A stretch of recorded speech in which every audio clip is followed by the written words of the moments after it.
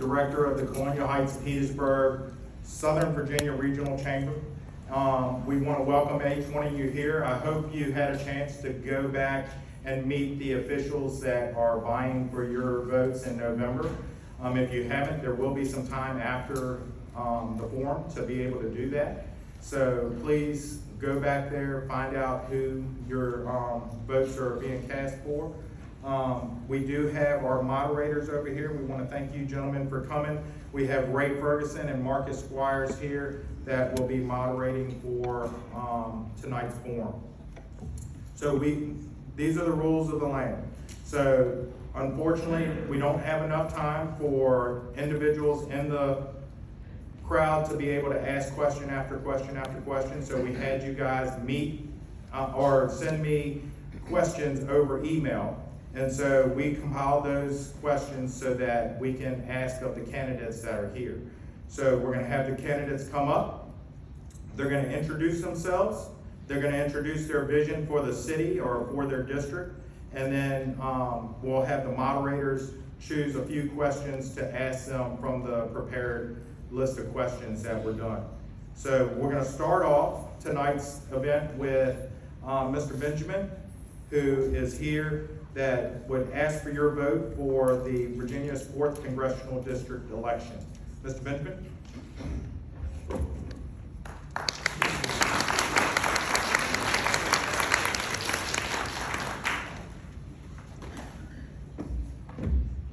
I forgot to tell you, if you got cell phones, turn them off.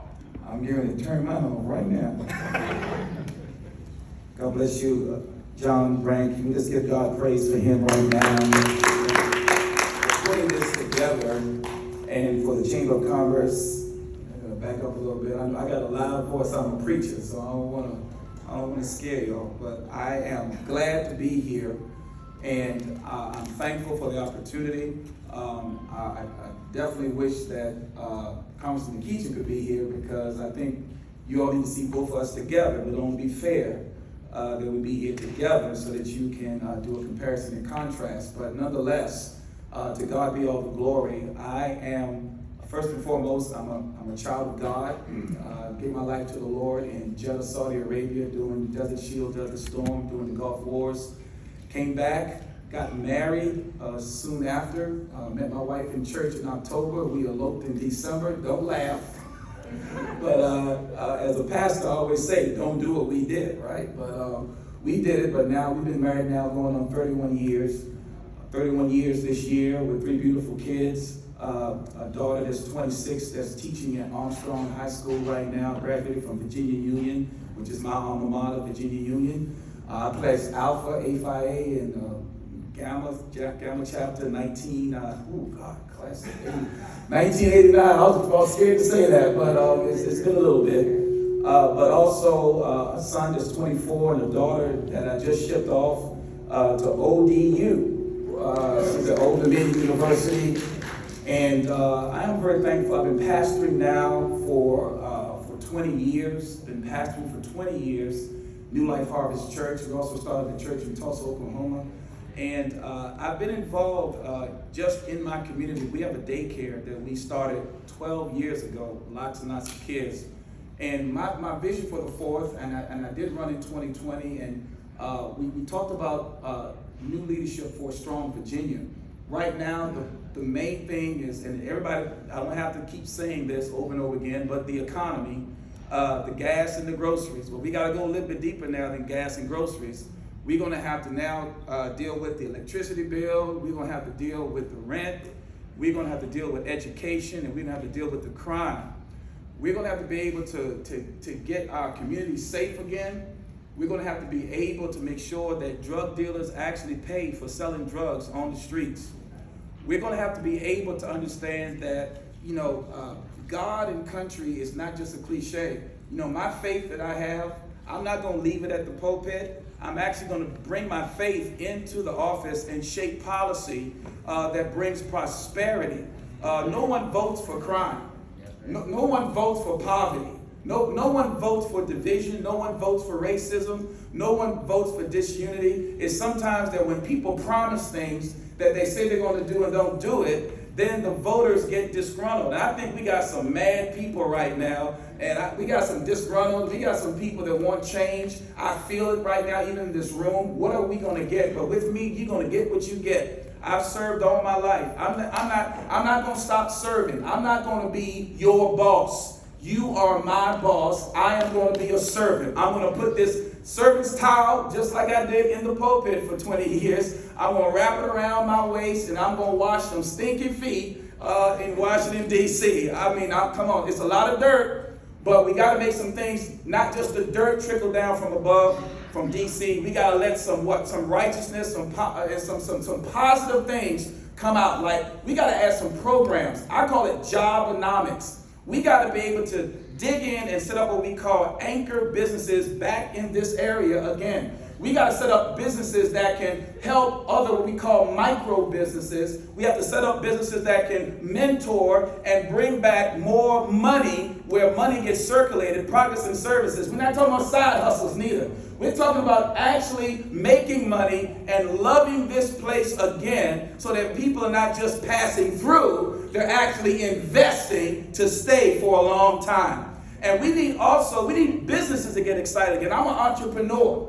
And so we got to get businesses invested again. Petersburg is an opportunity zone all by itself. And so when we talk about long-term, shovel-ready projects, phase 1, 2, 3, 4, 5, rents, we got to deal with building houses again that people not just can afford, but they love to live in. We got to be able to have what we call trades again, where 6 months to 1 year programs, you're coming out making $60,000 to $70,000 a year, and you feel good about that. We have to also bring the climate again. Now, I got parents in here, I got mama bears in here, I got parents who love their children. Well, look, we're going to have to stand behind our parents and make sure that they're getting the right education. We got to get educational freedom back in place, and the money should not go to the institution. The money should follow the child. The money should go to the parents so they can choose what school, what zip code, where they want their children to be, whether it be charter schools, home schools, whether it be, Abraham, what school did he take Isaac to? He stood with Abraham. His daddy taught him. So we got to understand that the choice has to stay with the parents, and we got to be serious. And I'm going to say something very serious right now. Don't get offended. But look, when it comes to things like medical freedom, when it comes to things like abortion, look, I'm a father of 3. Look, we got to protect the lives. You gotta look at my beautiful face. Look at me. You know how handsome? Don't I look good? Now, if my mother would have got rid of me, she would have been sad. Come on. Because I look good, and I'm smart, and I got a beautiful wife, and I got 3 beautiful kids. So we're talking about 3 to 4 generations. That if we don't tackle this abortion issue, we're talking about future presidents, lawyers, judges, doctors, mothers, fathers. And I'm just a dad. I'm just going to put my arms around you. I'm going to love you. I'm going to give you options. You don't have to take a life. How about save a life? I'm not going to change who I am as a pastor just because I go into office. I'm going to actually, look, I believe that prayer has its place. But after you get off your knees, you got to fulfill what you prayed. You got to be able to say what you mean and mean what you say. Now, I don't know how much time I got, but as a pastor, we always go over, all right? But you can shut me up, sit me down when you get ready. But I want to talk to some real people after I go sit down, and you can ask any question. Whether it talks about the economy, whether it talks about education, whether it talks about illegal immigration. We got to stop this fentanyl coming across our borders. We got drugs going across to kill Americans 7 times over. We got to stop the body trafficking. We got so much stuff going on right now that is attacking us from different areas. It's going to take a revival. It's going to take something where we the people, get together again and say no more. And if you want change, you might have to vote a little bit differently this time. I ain't gonna lie. You might have to say, look, you don't even have to hold your nose with me, all right? Okay? I love this country, and I love my state. I was raised in the hood, Midlothian Village. I was raised up in Ruffin Road. I was raised in the backyard, Shimaraz. I went to all the schools. I graduated from Huguenot. I was top 10 in my class. It was JHW at the time. I married a wife who I was in the band with, didn't know she would be my wife. I used to make her run around the lap. She was a drummer. Drummers gave me a hard time, musicians, you know. But I'm telling you, I was raised here, born here. And I'm telling you what this area needs right now, Petersburg and Virginia in the 4th Congressional District, they need someone who loves this district. They need someone who has been in this district, who lives in this district, who shows up in this district, and and you can have access to me. See, I'm not going to try to hide from you. I'm not going to try to run from you. You know, it is what it is. By the grace of God, God has led me through all of my trials, all of my tribulations, and everything else I've been through for such a time as this. You need leadership right now that's even going to tell you and I the truth. Right now, our inflation is going to kill us if we don't stop government spending. If we don't stop this, we have 800,000 less jobs since 2020. We have 0.9% growth, GDP. Right now, inflation is at 9%. If we don't stop the spending, that student loan program is going to put almost $1 trillion on the backs of middle-class, hard-working Americans. We have to stop the spending. We have to take that money we sent to Ukraine and bring it back here so that we can protect our own borders and our own communities and our own children. It's time for a change. Now, look, you don't got to say amen, but I'm like a preacher. You don't have to clap your hands neither. But I'm telling you, it's time for a change. You have a choice.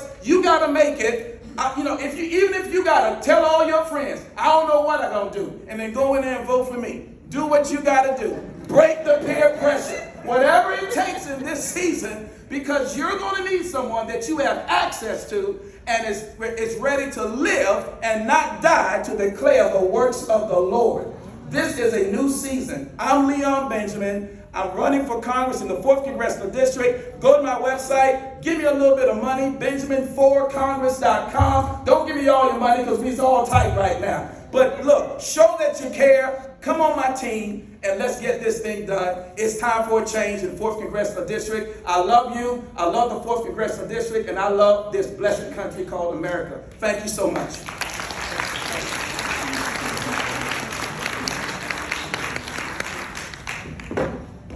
Alrighty. I would like for our city councilmen to come on up in the chairs behind me that are vying for your votes. Come on up. Councilmen and councilwomen, I'm sorry. And candidates, I'm sorry.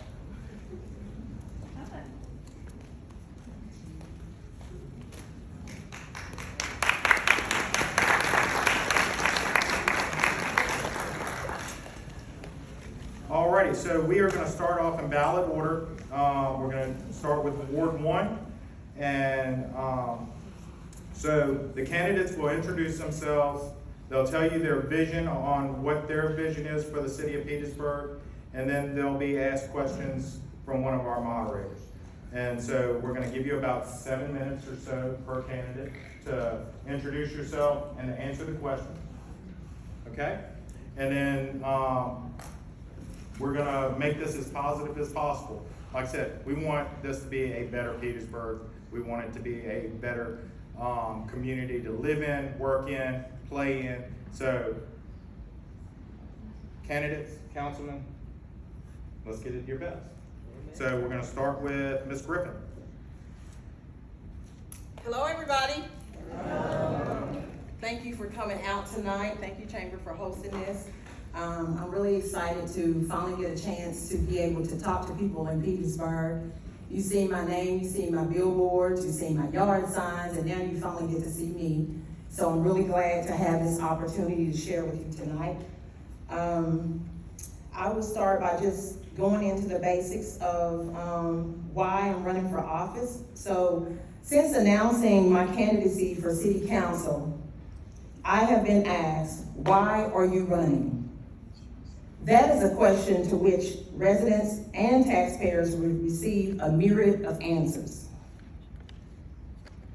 Some candidates will tell you that they have answers to all the problems in Petersburg. Problems even though you may have heard the same answers from incumbents over the years. My answer is simple. I want to be a part of reestablishing and engaging Petersburg.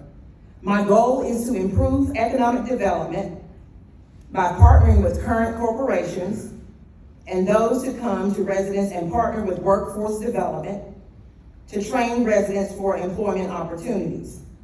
It is my goal to improve public safety by initiating or reinitiating a citizen review board. From what I was told, there was a citizen review board in Petersburg a few years back, so I want to reinitiate that. The citizen review board will actually allow the residents to be able to have a voice to be heard, but also be a part of the decision-making process. We hear a lot that our voices are not heard, we're not a part of the decision-making process here in Petersburg, and if this citizen review board can be reenacted, that will allow us an opportunity to be able to do that. I also want to be, allow us to be able to create strategies to combat the youth violence, decrease the mental health crisis. We talk about homelessness in Petersburg, but in my opinion, in working here in the last couple of years, we have a strong mental health crisis here, and if we don't eradicate the mental health crisis that we have here in Petersburg, putting a person in a house and giving them somewhere to stay is not going to solve the issue as far as I'm concerned. And the last that I am hoping to improve is education by partnering with the school board to implement career and trade school options. I know what it's like to see tax bills, fees, and water bill go up every year.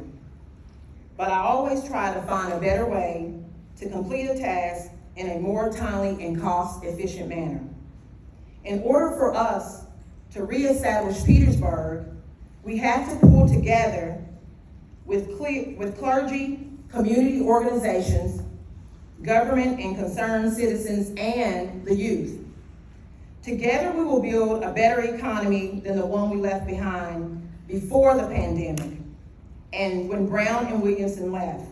One that includes all of our neighbors, regardless of their ward. We will secure the future of our children by ensuring partnership with Petersburg is a reality. And under my leadership, Petersburg will get back to basics. Our city services will be responsive, cost-effective, and we will clearly communicate how, when, and where things are going to be fixed.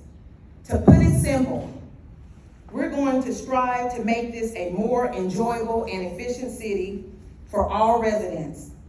This work won't be easy. The vision won't be realized overnight, and it can't happen without commitment and help from each of you. I'm Chioma Griffin, the first on the ballot and the voice for the people. I appreciate your vote on November the 8th.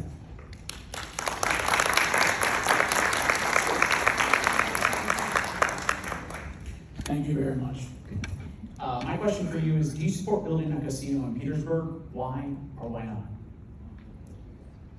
Okay. This question has come to me a lot, and normally you would hear, I support whatever the residents want. You've heard that in my ward.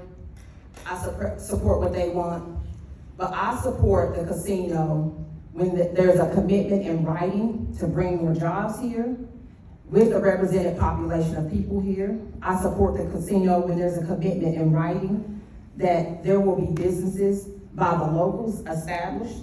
I support the casino when there will be opportunities for everybody to benefit in this community, which are strongly my constituents.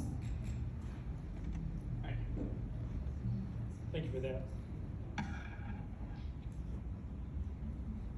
Next question. What will you work on to attract and retain well-educated and experienced employees for the city? So I consider myself well-educated and experienced. I'll have my doctorate in December. I have I have one MBA, a bachelor's, and I'm certified in a plethora of mental health things.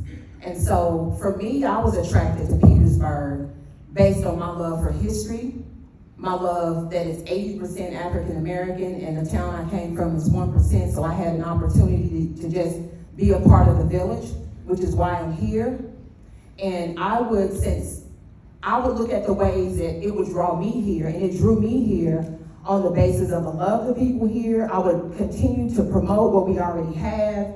I would connect the resources, because what I have found in Petersburg is a lot of people don't know about the programs and the resources that we already currently have because the dots haven't been connected. We have a lot to offer here in Petersburg. And so for me, I would promote what we already have and allow people to know the resources that we have so that we can build and reestablish a better Petersburg. Good. Thank you. Thank you.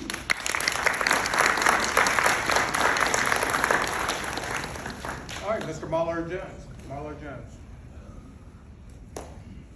Hello. First thing we're gonna do is get a shorter podium. First thing we're gonna do.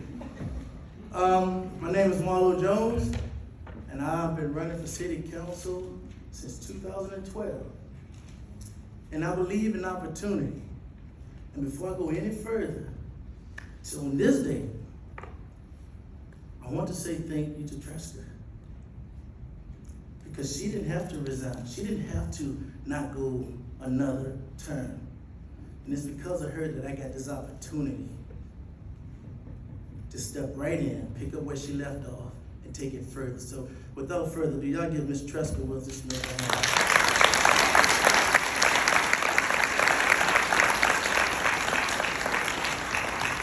And when we talk about vision of the city and of my ward, we all know we're not talking about just the vision of what you see. We're talking about what do you imagine? What's on your mind? What are you thinking? You know, so it's not just my vision. My vision is your vision. What are we thinking as a city? You know, so I want to not promise you anything until you can make a promise to me too. Because I'm going to fight for you, but I'm also going to teach you how to fight for yourself. Because someday, I'm not going to be there. How many of your mama will always tell you, I'm not going to be there for you all the time. So your leaders are not going to always be there for you all the time, but it's important that we teach you how to lead yourselves. Give you the answers that you need. I am the Deputy State Fire Marshal. I was employed by the city of Petersburg for 20 years. And I'm here because I know the ins and outs of this city. I know the underground railroads and the above ground railroads and everything that every employee ever went through. I've been through it. And it's time to correct some wrongs here. It's time. See, I'm not afraid of any powers to be. I cannot be bought, and I cannot be convinced to do anything wrong or illegal or what seems or appears to be wrong or illegal. I'm coming for your hearts, coming for your votes, and I'm coming for your sanity. I'm Marlo Jones, running for City Council, Ward 1. Go ahead with your question. Thank you. What incentives will you work to extend for businesses coming in and staying? Can you say that one more time? What incentives will you work to extend for businesses coming in and staying? The first thing we gotta do is something we're not doing already. We're currently losing businesses right as we speak. We need to hold a business welfare check. We need to, even if we have a department, to go by each business and say, how are you doing? What kind of problems are you having? Is there anything we can do for you as a city? How long do you plan on staying here with us? Have you contributed to the community? Is anything the community can do to contribute to you? We need a business welfare check, division or person or anything. And they don't have to make a lot of money. Just check on them. You'd be surprised how many businesses would be so happy to say, you know what, that means a lot to me, just for checking on them. You know, hey, y'all check on me too sometime. You know, I need that. All right. Do you support open and transparent government? Oh.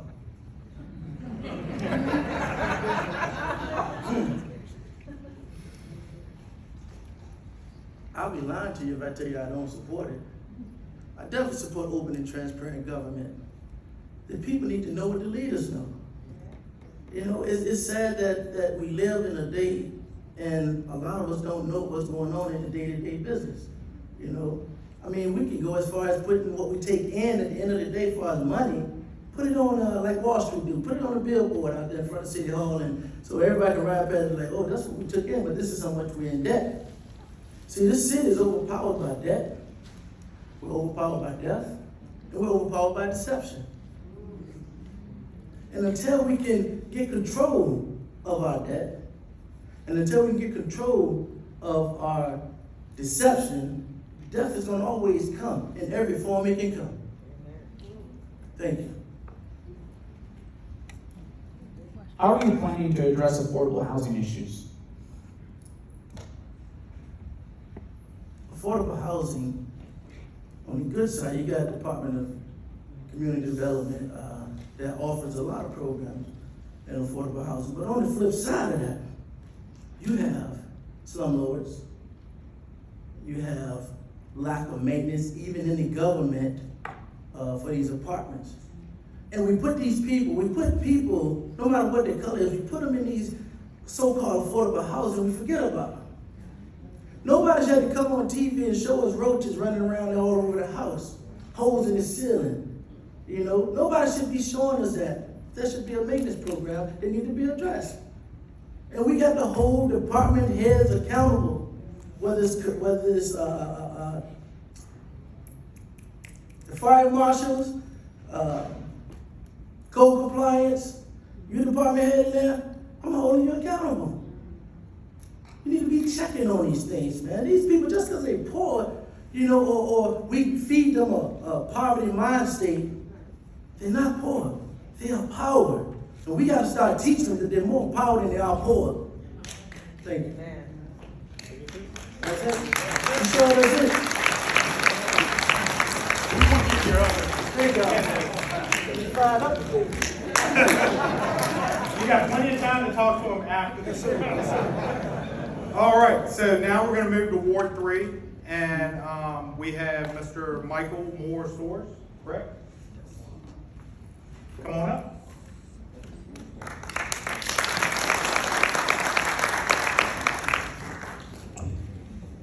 I'm going to be fairly brief. I'm running on three things: common sense government, accountability, and transparency. For one thing, in Petersburg, well, what made me run is my neighbors to start. I was the type of person who I'm very high-spirited and kind of high-strung. And I hear people complain about what's going on in Petersburg versus what's not going on in Petersburg. Rather being that person who wants to sit by and complain about it and fuss at the TV and blame people for whatever's going on, stand up and do something about it. They don't have magic wands to make things perfect. They're human beings. They make mistakes. But we as the constituents, we're supposed to be there supporting them. Now, my thing is, I don't want to be up here throwing stones at our council people, but I want to be that one who you can go to and say, you know what, I have an issue. I need you to hear me out and actually get back with you. And you know that I'll be there to stand by my word. Right now, I'll give everybody my phone number, 804-615-6182. Call me. I promise you I'll get back with you. May not be that same day and within a reasonable amount of time, but I just want you to know that I'll be there for you, to be that voice of reasoning. I have nothing to hide, and I'm always here to share. I just want your vote to just start making a change in Petersburg that we all in this room have come to fight for, that we say we want. But if you want it, then vote. If you don't, then keep what you got. Okay. Are you for collective bargaining, and why? Collective bargaining, yes, because it gives people a voice. When people have the chance to vote on things directly, they feel more empowered to show up and show out. Mainly, collective bargaining when it does take place, we tend to see more people showing up and participating when it does come down to voting on topics and things of that nature. So that's what I'm for. What do you think is the most significant concern discussed at dinner tables in Petersburg? Yeah. We were told not to discuss economics, but I think economics affects every single person in this room. You know, I had someone call me today and they went through the roof about their grocery bill. Then others are going to about the taxes, the water bill, but we told we can't talk about it, so I'll leave it alone. Well, it's not that you can't talk about it. It's, they said, the person who asked the question said it's not economic development Oh, yeah. Okay. that they want to hear an answer on. It's what you think is being discussed at the dinner table. Well, I eat alone, so there ain't lots to discuss unless I'm crazy. Right now, it seems to be that crime is an issue that's facing Petersburg. A lot of people don't realize we're a small city, so in comparison to Richmond, so when you get a city with this low population and then you get a crime, it seems paramount in comparison to Richmond, North Virginia. But it still affects us tremendously. One of the things I have seen is I think Petersburg has been reactive versus proactive. Bringing in more police to round up and bring law and order, I don't think that's kind of the way to corral the problem. I think more in line with having programs, one with the children, after school programs. Give them something to look forward to, role models to look up to. That should, at least that would be a start. But as far as adults, give them opportunities, jobs. You know, right now, we're hobbing on a couple of businesses that come to Dunkin' Donuts, yay, you know, I don't need the calories, but it's good to have it. But could we bring in other businesses that pay higher wages than, you know, just a Dunkin' Donuts? The chemical company, you know, that's a, you know, that's in the cap, that was a great decision. But the problem is, most of the employees who work there, they don't live here, you know, so they're taking the tax dollars next door. So where's our benefit of that? You know, we need to, for what we give the company, find incentives. Train our people here, our residents here. I mean, when you look around this room, you see beautiful, wealth of intellect. Black power, just in abundance here. Train our people here. You know, we're the ones who are supporting the city. So give us something back. So, you know, just train us, help us out.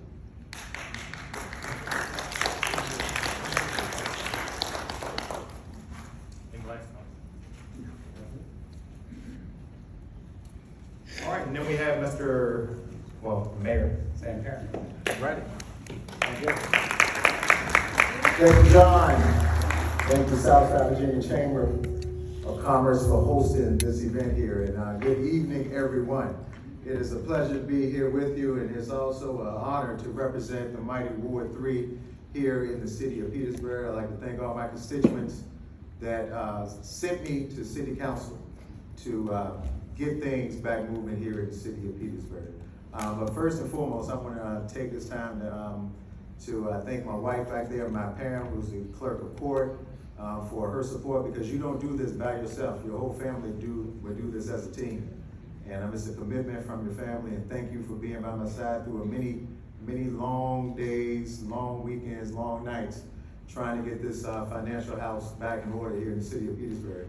I was elected back in 2015 was my year I got started here on council. And we know that was the beginning of the financial demise, the worst financial collapse in the history of this city. And back when no one gave us a shot to survive, you know, even the newspaper town, the Progress Index, have put out articles saying that we're gonna split Petersburg up between Dinwiddie, Prince George, Chesterfield County, because there's no hope.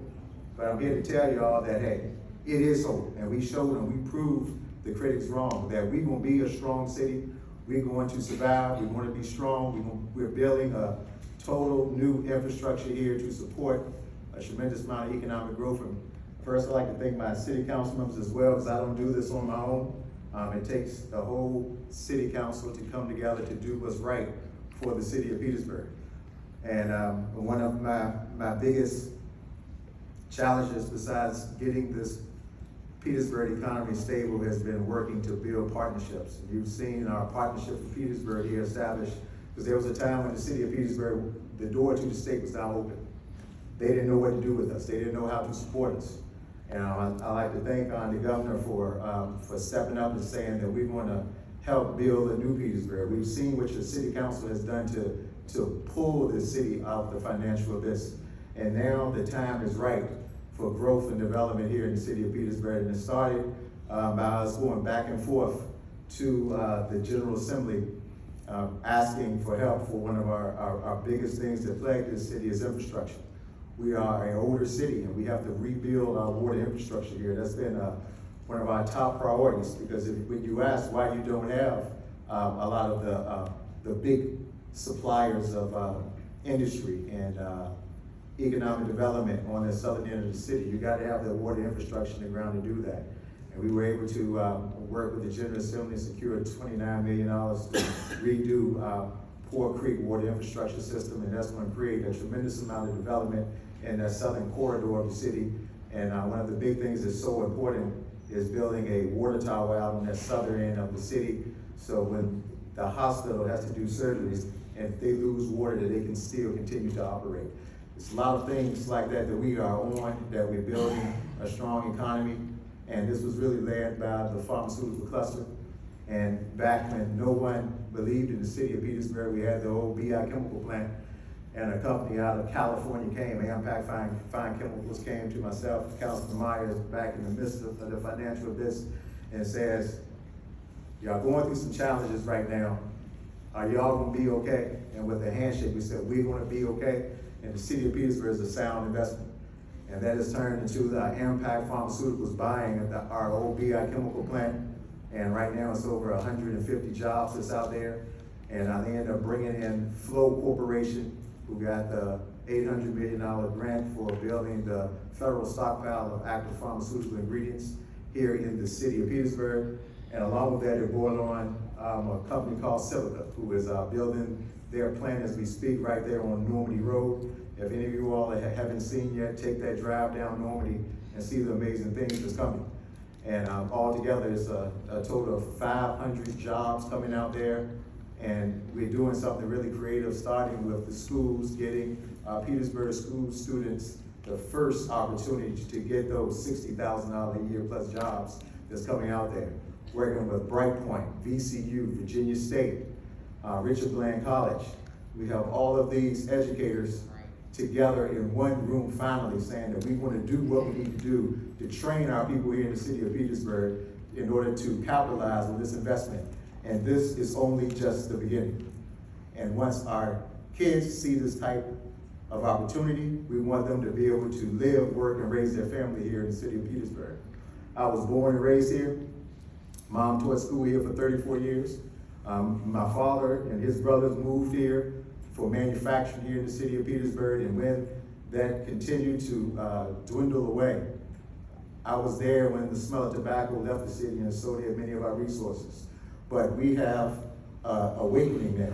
The city of Petersburg is on the rise, and we're gonna pull, we're gonna push, we're gonna take this thing to the next level. We're tearing down that hotel here, the epitome of blight here in the city of Petersburg as we speak.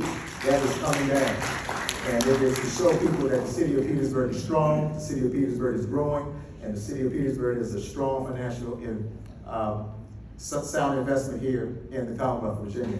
And something that you've seen is, I know we've been asked about keeping people informed and how they can get in contact with us with what's going on. Something that we finally got the ability to do was able to send out our first citywide newsletter.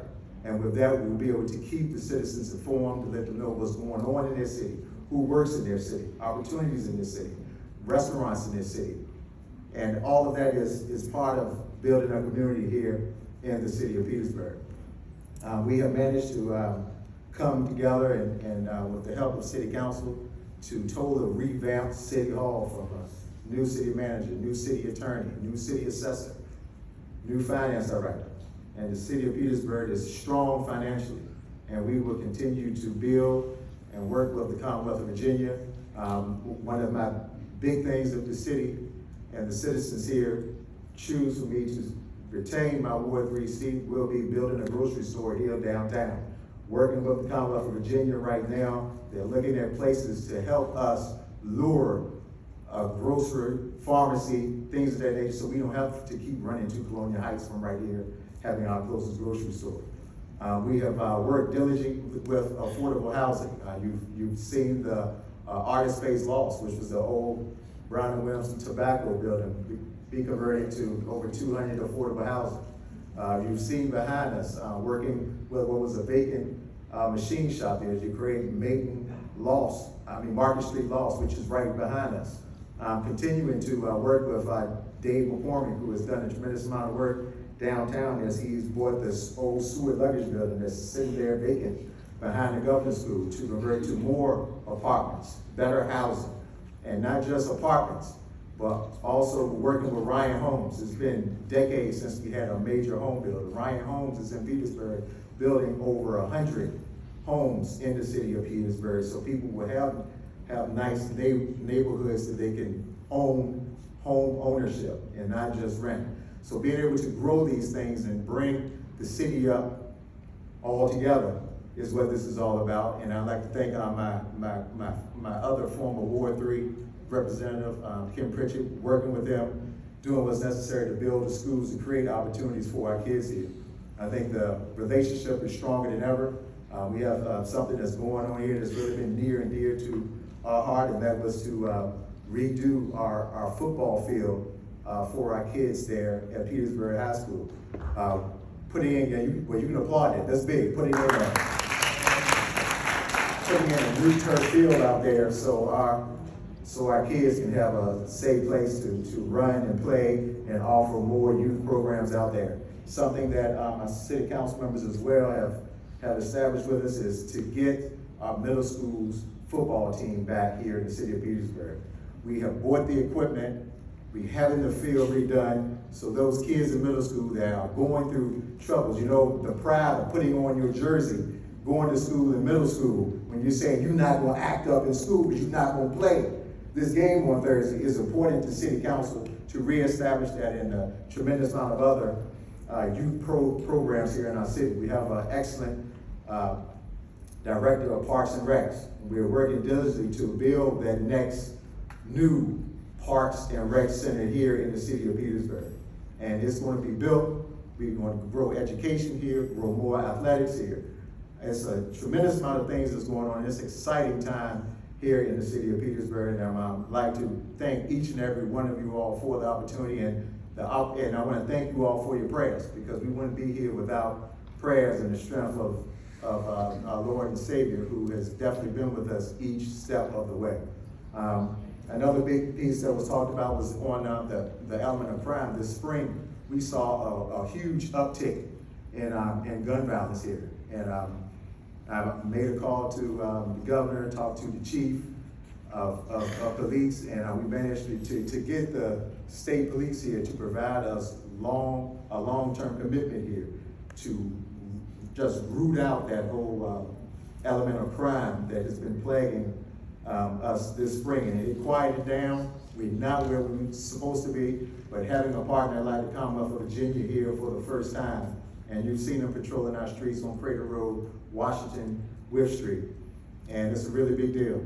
Also, I'd like to thank everyone for the opportunity to serve too on the Build Back Better Regional Challenge. You know, the city of Petersburg won the federal EDA grant of $52.9 million to expand pharmaceutical manufacturing here in the city of Petersburg. And out of all the 600 localities across the nation, one of the 20 finalists was the city of Petersburg, and we won that. So we will continue to win, strive, build. The city of Petersburg is on the rise, and I look forward to seeing you November 8th and ask for your vote. Thank you. One question so that we can move on. One quick question. Do you have any plans on incentivizing solar panel installation within the city? Right now, we have a tremendous amount of solar panel opportunities in the city of Petersburg, in which we are looking with companies now to put solar panels on some of our city assets. They are already incentivizing for homes to put solar panels on homes, and it could drop your whole electric bill all the way down to $0. So we encourage our residents to do that, and also the other things that's coming, new developments coming into the city, we encourage them to take advantage of that, the solar opportunities, and things like our city of Petersburg casino. When we get it, we ask for that to have solar power as well, and continue to provide those necessary opportunities to make the city of Petersburg green. All right. Thank you, Mayor. Thank you.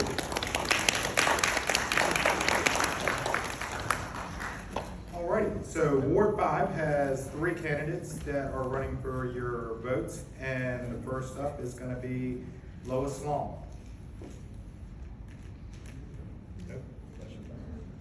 Okay, so let's go to Michelle Murals.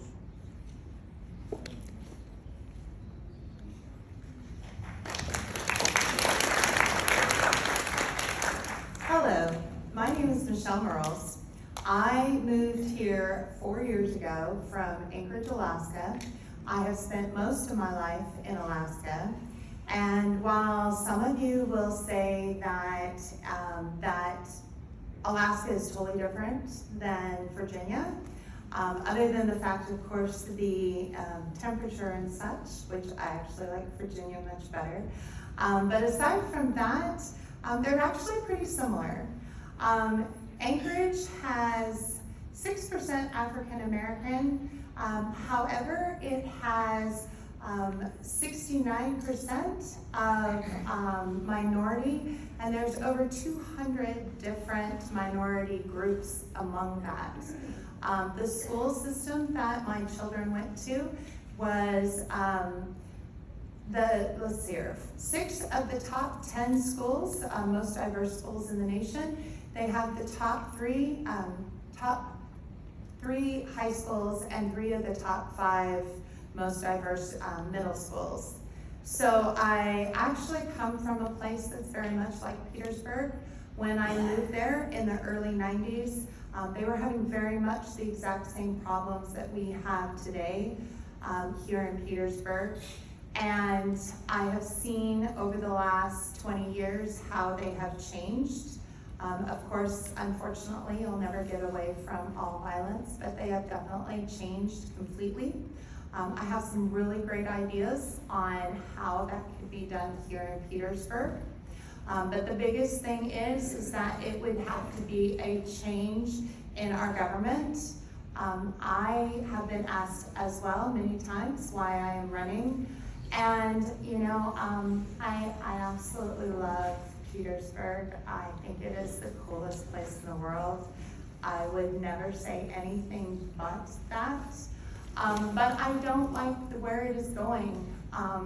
You know, we talk about, it has been talked about that we have the possibility of a casino, which I am not against. But we need the infrastructure to be able to hold it up. We can't bring these things in and not have the ability to have workers here in Petersburg take those jobs. As of right now, it's not going to happen. It's going to be, they will bring them in from Richmond, they will bring them in from the counties. It is not going to be from Petersburg. One of the questions that was asked on the list of questions is, what would you do to bring workers in? And my answer is, because I actually asked a few people earlier this week what they thought, safety. That's one of the biggest things, whether it's actual violence or the perception of violence. You know, I spend my days walking around all of Petersburg, and I walk around all night long. This city does not scare me, but it does other people, and that is then what makes the ability to not bring in the, not have the jobs here. Instead, the workers are coming in and leaving. We don't even get the tax write-offs, the tax abilities, than from the people living here. Also, Ward 5 is, some streets of it are like a third world country. If you go up Harrison Street, you will see burned out buildings that have been burned out for many years. That needs to change. There was a house that was up on the corner that the people who owned it ended up dying, and they had no one who would, no heirs to have the house. And the house sat there for 10 years with the city not getting any taxes for it. It was then slowly collapsed. It collapsed into the street. Our fire department that we pay with our taxes had to come and kind of fix it up enough that it was not a complete danger to the city. And then we, with our taxes, had to pay to take it down and make it a nice piece of land. However, to this day, nobody still owns it. Things like that need to change. This city needs to change. I believe that I can do that. Like I said, I absolutely love Petersburg. I want nothing but the best for Petersburg. Transparent government is one of them. I am tired of asking questions, other people asking questions, and the questions are never answered, or if they are, they're not answered in a way that we can actually know what is going on. I also want to see citizens coming to city council meetings and speaking and having people hear them. That is very important to me. I speak at city council meetings, but I am one of very few. Anyways, I would like very much to have the people of Ward 5 vote for me. If you want things to change. If you don't, then by all means, please vote the way you have for the last 12 years. Thank you.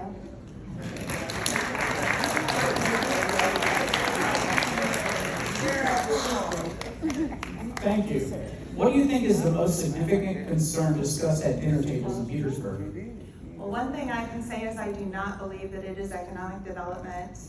I think that the most important thing is the violence here and what can be done about it. I know that a lot of people hide in their houses, and that Petersburg has the perception that we are so violent that we have to run to our cars and leave town to go to work and come back and sneak back into our houses and have dogs and guns and things to save ourselves. And that is not true. There are so many things going that are good for the city of Petersburg, but the violence has to be addressed. I have tried to speak at city council members, and I have at meetings, and I have spoken many times and said that all you do is shrug your shoulders. And once again, we have had more shootings in the last few weeks, and nothing is being done about it. And city council is shrugging their shoulders. I agree.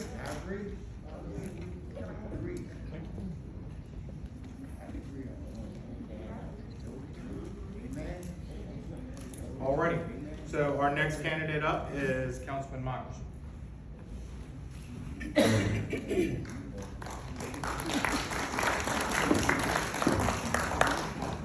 Good evening. And thank you. It is an honor to stand before you today, before my nervousness kicks in. But I want to say thank you for being here tonight, and thank Southside Virginia for having this meeting. I want to say that I moved here 20 years ago. I was raised in Richmond, Virginia, and I came down to Petersburg, and I fell in love with the architecture. Much less we wanted to come down here and open a business, but I really fell in love with the people more than finding a business here, and so I bought a home, and I started to integrate myself along with my folks in Ward 5 and the area I lived in, and they considered an opportunity for me to run for city council for whatever reasons. We rode through Ward 5. It was a devastating situation. There were probably more than 200 houses that were in disrepair. There were no taxes being paid, roads had not been paved. All of those kinds of things that we wanted to see change in Petersburg.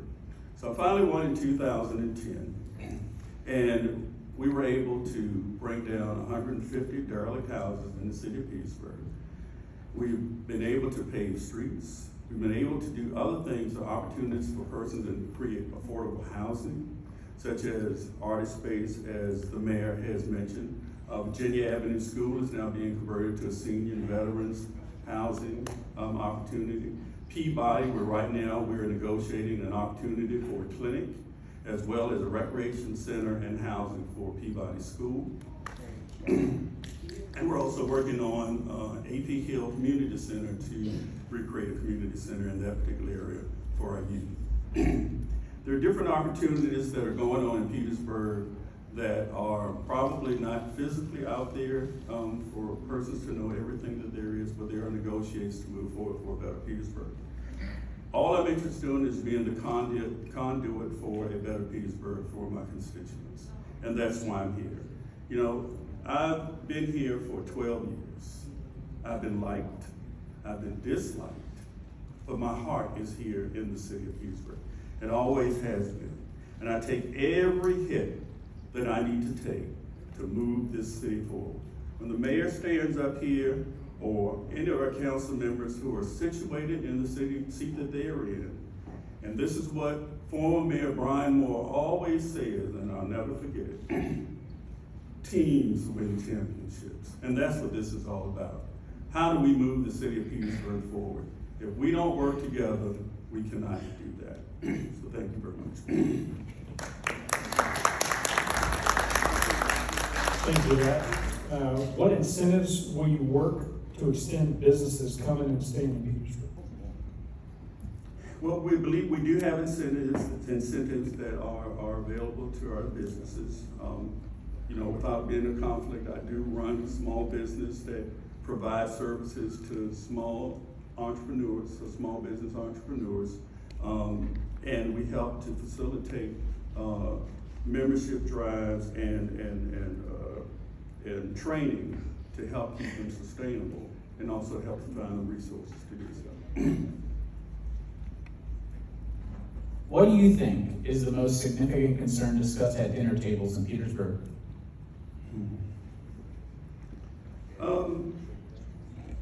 To be honest, I believe it is number one. Violence is one, I have to agree with. Our economic development is the other, which I know that we're not supposed to speak of. But I believe it is, and basically, to be honest, it all goes back to, even though you don't want to hear it, is how can I afford to feed my family? How can I afford to take care of my family? How can I afford to do this and that? And basically, it is all about how we as a municipality can be of assistance to the community at large. And so, as I said, you know, we, and I say collectively, it's all about how we consider the opportunities for our communities. And that's what it is. One more. Do you support open and transparent government here in Petersburg? Absolutely. All right.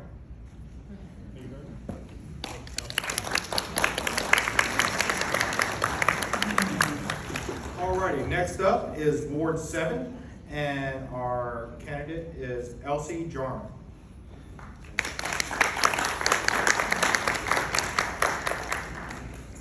Good evening. Interesting, when I just got up, I'm getting a phone call. I don't know who that is. Maybe the Lord is calling me. But anyway, just like the gentleman running for Congress, I too am an ordained Baptist minister. So I'm going to try my hardest not to ramble on, because you know we can do that. When we get in front of a microphone, we want to preach. So I'm going to stop right now and focus. Somebody said, please do. But anyway,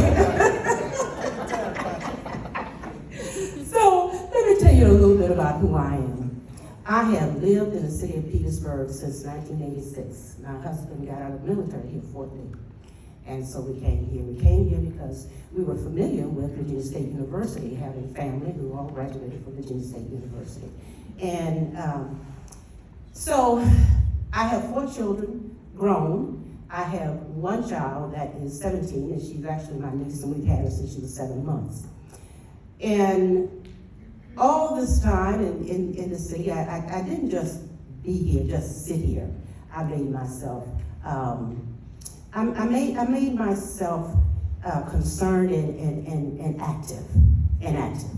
So I worked in the city. I 18 years worked in the city. I started out working as a safety planner with the police department on a grant. Then from there, I was hired as an administrative services manager with the police department, and I really supervised, I guess I think it was about 20 or more departments, including school resource officer, 911. Wrote plenty grants. I wrote the first grant that got us our communication system, all of it. I've done that, been there, done that. I spent my time here, doing good times and doing bad times, so I've seen a lot. Now, I was not just an employee for the city. I was also on the City Planning Commission for 7 years, and I was on the school board for 8 years. So I've had a chance to view what's going on from many chairs, okay?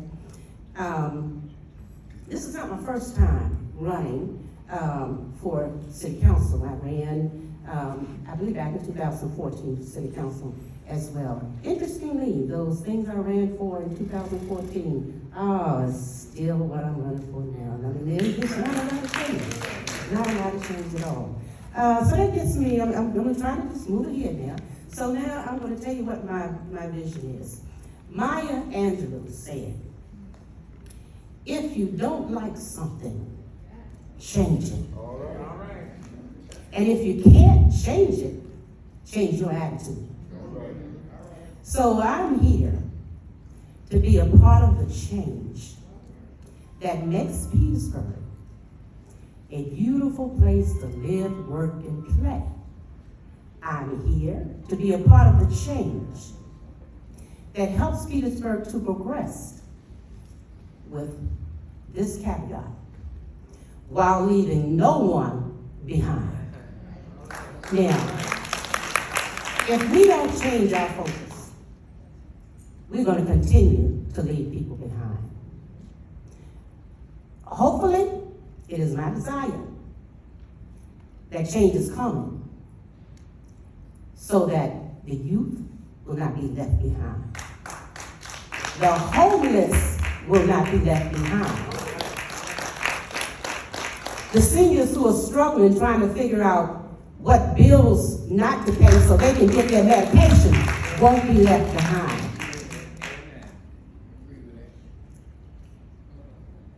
I think I'm going to leave it at that.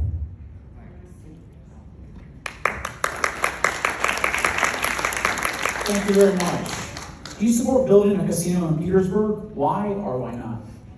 I really don't have enough information to make that decision right now or give you my opinion right now. No, we don't even have the J-Law report back. And I would hope that anybody, before they make a solid decision, would get all the information. Okay. How are you planning to address affordable housing issues? Affordable housing. Well, the typical things we can do. We can seek out developers to develop affordable housing. We can also seek out developers to develop housing and then have them to set aside or set aside housing that is low income and affordable. That's been done before. That's typically done. That's typically done. Another way that we can promote affordable housing in our city is to help the Petersburg Redevelopment and Housing Authority complete their mission. Now, we have a lot of vacant properties, a lot of vacant houses that we have taken control of in the city. Many communities have the dollar program, where people can come in and renovate these homes and renovate them specifically for low-income housing. So we're creative. There are many ways we can attack this with what we have right here. Thank you.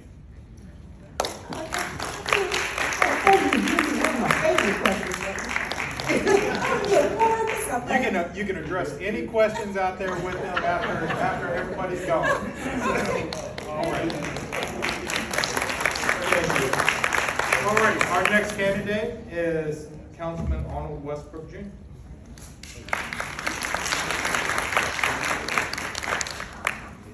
Good evening, everybody. Good evening. Good evening.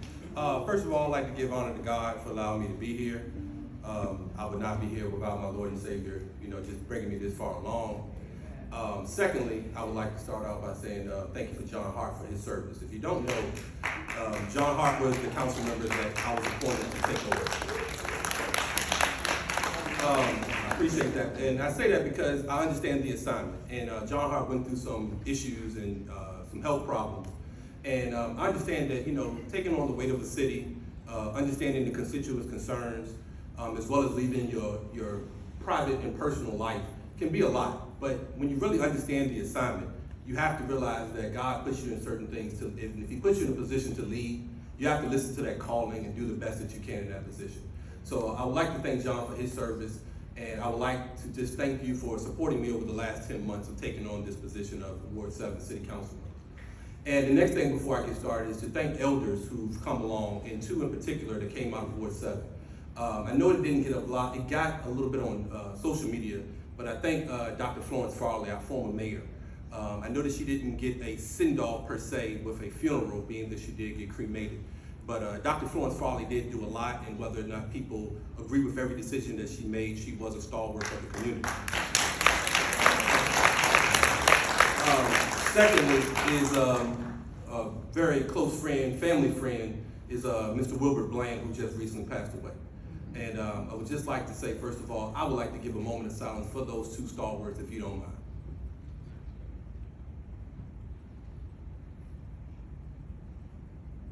Thank you. My name is Arnold Westbrook Jr. I am a citizen of Petersburg, have been for the majority of my life. I was born here at Petersburg General Hospital that's no longer there. It's now a defunct hospital, not the same one, the Southside General that's down the street on Crater Road. I have two proud parents and a proud family that I love to call my own. My mom and dad were both educators. My dad came from Yale, Virginia, a little small city, a little small town in Sussex, Virginia. And there was always this legend that out of a big family of 10, that he walked to Virginia State when he was admitted to start his higher education journey. And he taught at Virginia State for many a year. My mom was one of the first teachers to integrate Dinwiddie Public Schools, a black lady to go to Dinwiddie, but then come over to Petersburg and serve in the Petersburg Public Schools. And I took up that mantra of being an educator myself. Long when I thought I would never be a teacher when I was in high school, the Lord again gave me a calling that, hey, you know how to speak to the youth, you know how to relate to them, I need you to take on that assignment.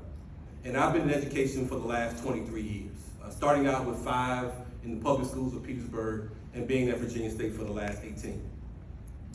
I have 3 sisters, 1 deceased, all older. So when people usually kind of get to know me, they say, oh, I know Irina, I know Tanya, I know Antrice. But you the baby brother that I just saw running around, just causing havoc. Because I had a lot of energy. My mom kept me at the YMCA. I was in swimming classes. I went to the National Guard Army and took karate. I played Little League football. I did any and everything that my mom could do to just keep me busy as my sisters were growing up, as my mom and dad were in education. So I understand, to not take the question away, if it would be a question, what is the hot button topic at dinner tables? And I definitely wouldn't have said economic development either. I say the youth. Because first of all, are we coming together at these dinner tables? Are families really sitting down, or do they get their food and go to their separate locations or be on their phones instead of talking over the dinner table?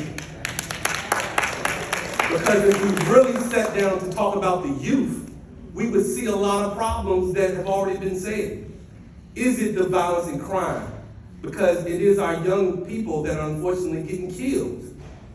The last, I don't want to be wrong, but at least the last 2 of the last 3 have been young people under the age of 25. Is it parks and recs when we talk about activities and options for our youth to be involved with? But when we see the parks and recs funding being taken away, there are no opportunities for them to go out. But I thank Mr. Marquis Allen for coming in and trying to revitalize a department that I'm proud to say is on a resurgence. Is it the literacy rate? Because how can our kids have confidence in themselves if they can't read? And I teach English, I teach composition, writing to be exact, African American literature. So I try to fire them up. Long before I was a public servant, I was working through my fraternity on Omega Psi Phi to go out and do an assault on literacy program, to go and read at elementary schools.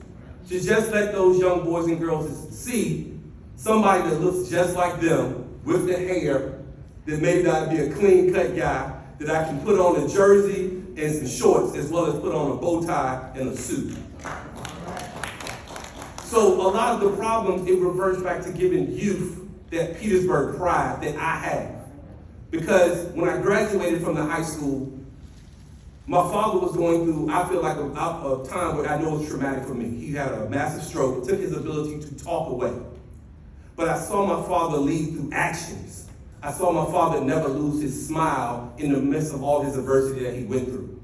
So when I was able to go to Morehouse College in Atlanta and learn from other great men at a great institution, I talked about this place called Petersburg, Virginia. And I talked about this pride that I had in it so much that I got labeled as PB, the pretty baby from Petersburg. And I was in a situation where I ran for office, SGA, and a lot of people didn't know who Arnold Westbrook was because they knew PB, that guy that talks about drive 85 in Atlanta and it stops in Petersburg. You have to come through my city. Look at the history. There would be no Gettysburg falling in the Civil War if the Petersburg was not won, the Battle of Petersburg was not won first. We were the battle before the last one. Now, we don't get all the hoopla, but we should. Or the African American history that is being championed by people like Ms. Truster that says make sure, or an African American museum that's hopefully coming in the next year or two, right in the old library that can highlight all the great people that have walked this city. The Martin Luther Kings that have been here, the James Brown, the Halifax Triangle that now looks like for somebody who comes in, there were buildings there? Yes, a thriving entertainment district. Right, not even 1 block away. So I do know the history, and I do have that Petersburg pride. So as I came back, and I said, now what can I do? And I became a teacher at Peabody Middle School. Was happy to say I taught 8th grade at Peabody. I was happy to say that I can move on to the high school, and I taught beside my mother in the halls of Petersburg High School. And I went, and because I felt like at that time I was doing such a great job, I was being punished, but I was even moved to the alternative school because they wanted me to help get my voice, to help those young people to say, you can graduate, you can get an education. Yes, you might have mental health issues, but somebody wants to listen and talk to you, and I know that hip hop language just like you. I can speak the slang that you speak. I utilized the youth that I had in me to an advantage to get across to these youth to say, I'm just like you. Have that Petersburg pride that I have. So as I move forward, going to Virginia State, and I'm a proud Trojan over there. I got my master's from Virginia State. So I've walked those same hills that I talk to my students about. And I'm happy to say that Virginia State is on the rise, and with a great president like President Abdullah, who is investing back in Petersburg. One of the few presidents who has owned a home right on Sycamore Street in Petersburg, wants to live in the city. Those are the type of things where I say these are partnerships that, as I understand the assignment now of being on city council for the last 10 years, where are the partnerships that I have formed? Again, I mentioned Marquis Allen, but I'll also be remiss if I didn't mention Chief Travis Christian, who's doing a very great job, in my opinion, to curb this violence and do the best he can. And come to talk to us as city council members and say, hey, I need this, what can I do to help you? So when he just put this substation right behind us, I got with him and Mr. Chambers and said, can 7th Ward have that next one somewhere in the Ferndale Avenue, Summit Street area, because I would like to have be a part of that substation area. So I have a vision as I try to get a lot in a little bit of time. I'd like to thank Chief Tina Watkins, first black fire chief in the state of Virginia, for coming in and in a crisis that I know that the newspapers or the media might spin as negative. I do listen to her, and I know that she has hope that things are on the up and up. The media can sometimes spin things, and whether we like them or not, they have a job to do, but I have a job to do to go and talk to those department heads to see what's really going on. To talk to Ms. Flowers, to talk to Mr. Mullins, our Commissioner of Revenue, our Commissioner of Treasury, to understand that it's not just them, but it's also building in collections when you're upset about your water bills or that low turnaround for bills, period. How can I help those constituents to know, to say that, hey, I know something, I'll advocate for you to do what I can? How can I go into the Camelot and understand that they have issues with drainage and their ravine falling off and their property value going down? How can I go into Ferndale and listen to say, hey, Ferndale Avenue was a mile stretch with no stop signs? And I could work with Mr. Charlie Cuthbert to say, hey, I'm just going to vote for your bill that you're putting through, your initiative that you're doing. I would like to add to it, to slow this place down because people are speeding. And I know from having a lead foot myself, but people are speeding. Let's slow this down for the sake of our youth. We don't want anybody to get hit by a car. Just slow down a little bit. To work with my council members to say, hey, if one of the first things I can come in with is how can we beautify the city again? How can we get a littering, stop the littering campaign so that we can understand that our youth, if my 3-year-old daughter is already trained in and say, hey, don't litter, daddy, because I don't, because we know that we don't throw things down, she has to pick up behind herself. Maybe if our other youth here at the elementary schools, they'll tell their parents, hey, stop throwing old Little Caesar boxes out your window when you're going around the S-curve. Stop putting whole couches on the side of the road because you know that the city got to come pick it up. No, let's have quarterly systems where people can come and drop off those big appliances. So that, again, we can beautify the city. To understand this enterprise zone that I'm really interested in, from where Dominion Power right at Dinwiddie stops, to the Pepsi-Cola plant, right, which is not in my ward, but the railroad tracks, if you don't know. I'm saying, how can we beautify that corridor? Why can't, as I heard before, why can't we get another grocery store? Why don't those residents in 7th Ward have to go to Dinwiddie to go to the food line? Because personally, I go to Crater Road still, to their food line. I work for Aldi. I opt for the Waldy warehouse, but I don't go over to Colonial Heights to spend my dollars. I try to keep my dollars in this city as much as possible. But it is about having a vision, having a plan, and having people to buy in, but most importantly, listen to those citizens. To say, yes, these are issues that we have. Education, crime, infrastructure, jobs, just a quality of life that we all can buy into. Because it still takes that same village to raise a child, but we have to rebuild that village. And as I've been going out, knocking door to door, I get those neighbors that sometimes say, hey, or if I ask them, so who's your neighbor? Can you direct me to your next person? And if they don't know their neighbors, it troubles me, because how do we revitalize those neighborhood associations and neighborhood watches after COVID, when now we came out of a pandemic where people don't even want to be 6 feet or close up on each other, let alone your neighbor that you don't know right next door to you. So that we can help Chief Christian and the police department police our own neighborhoods. When I get again those OGs, whether they claim red or blue, that says, hey man, I can help you out. Well, help me out by helping the police out. And start policing yourself, and let's curb this senseless crime. If you don't want to call 911, then they should be able to call you to say, let's clean this up. This is not Petersburg. What happened this year is not Petersburg. To listen to our faith-based ministers, and even though Petersburg has roughly 140 plus churches, how can we pull them together to still preach that one message of God? Amen. And somebody help Reverend Ball out to keep advocating for those youth that keep getting killed. Yes. Because those are the people that, again, I'm just out there trying to make partnerships and relationships as I get to understand the assignment that I'm in.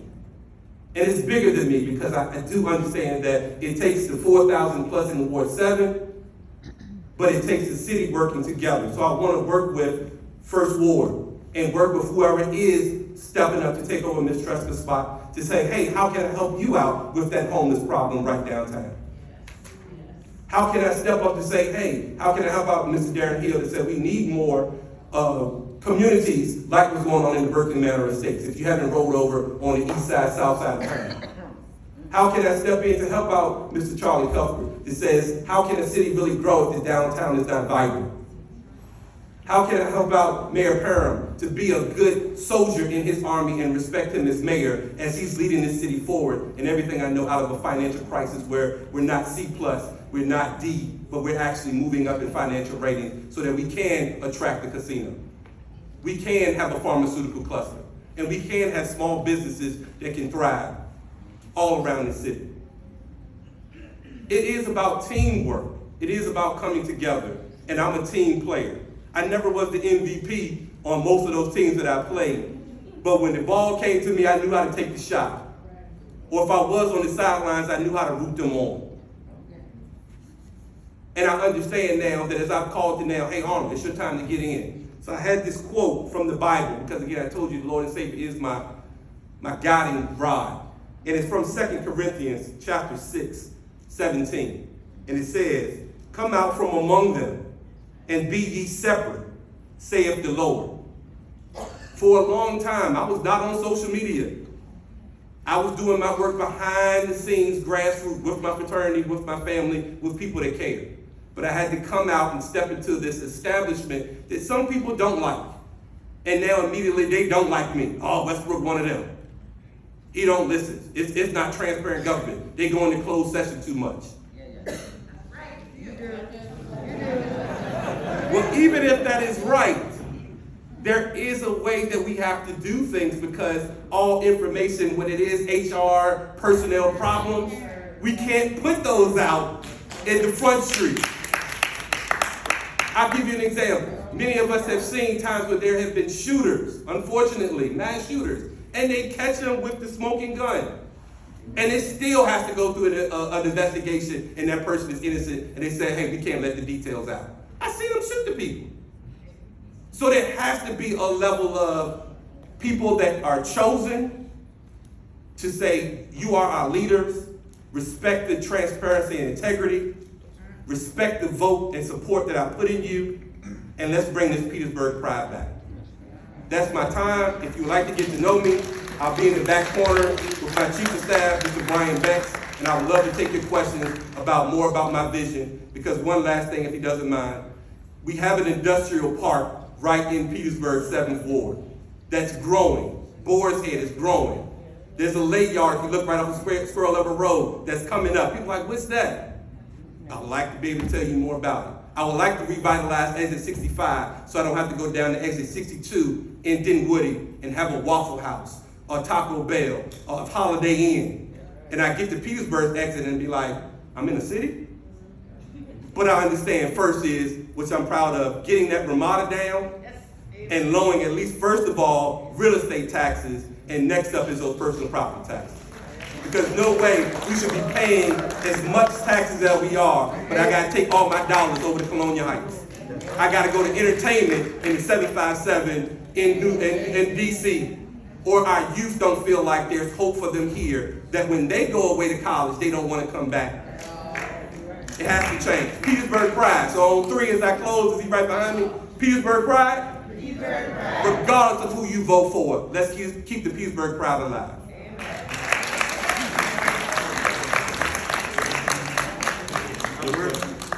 We're maxed out on your time. You answered most of the questions they had anyway, so. Alrighty, so that we are fair to school board, we're gonna go ahead and release you guys out into the audience. But thank you guys for being here and introducing yourselves to us.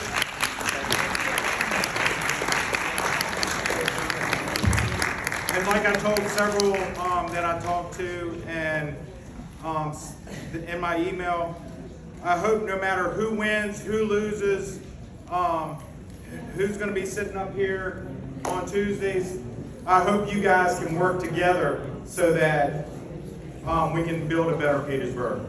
So we can be fair to our school board, if y'all want to come on up, so that we can get introductions for you guys and a couple of questions.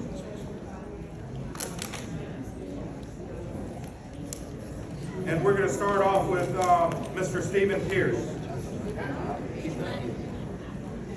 We can move it up. Mr. Pierce not here? All righty, well, we'll move right on to Ward 3, which is Mr. Kenneth Pritchett.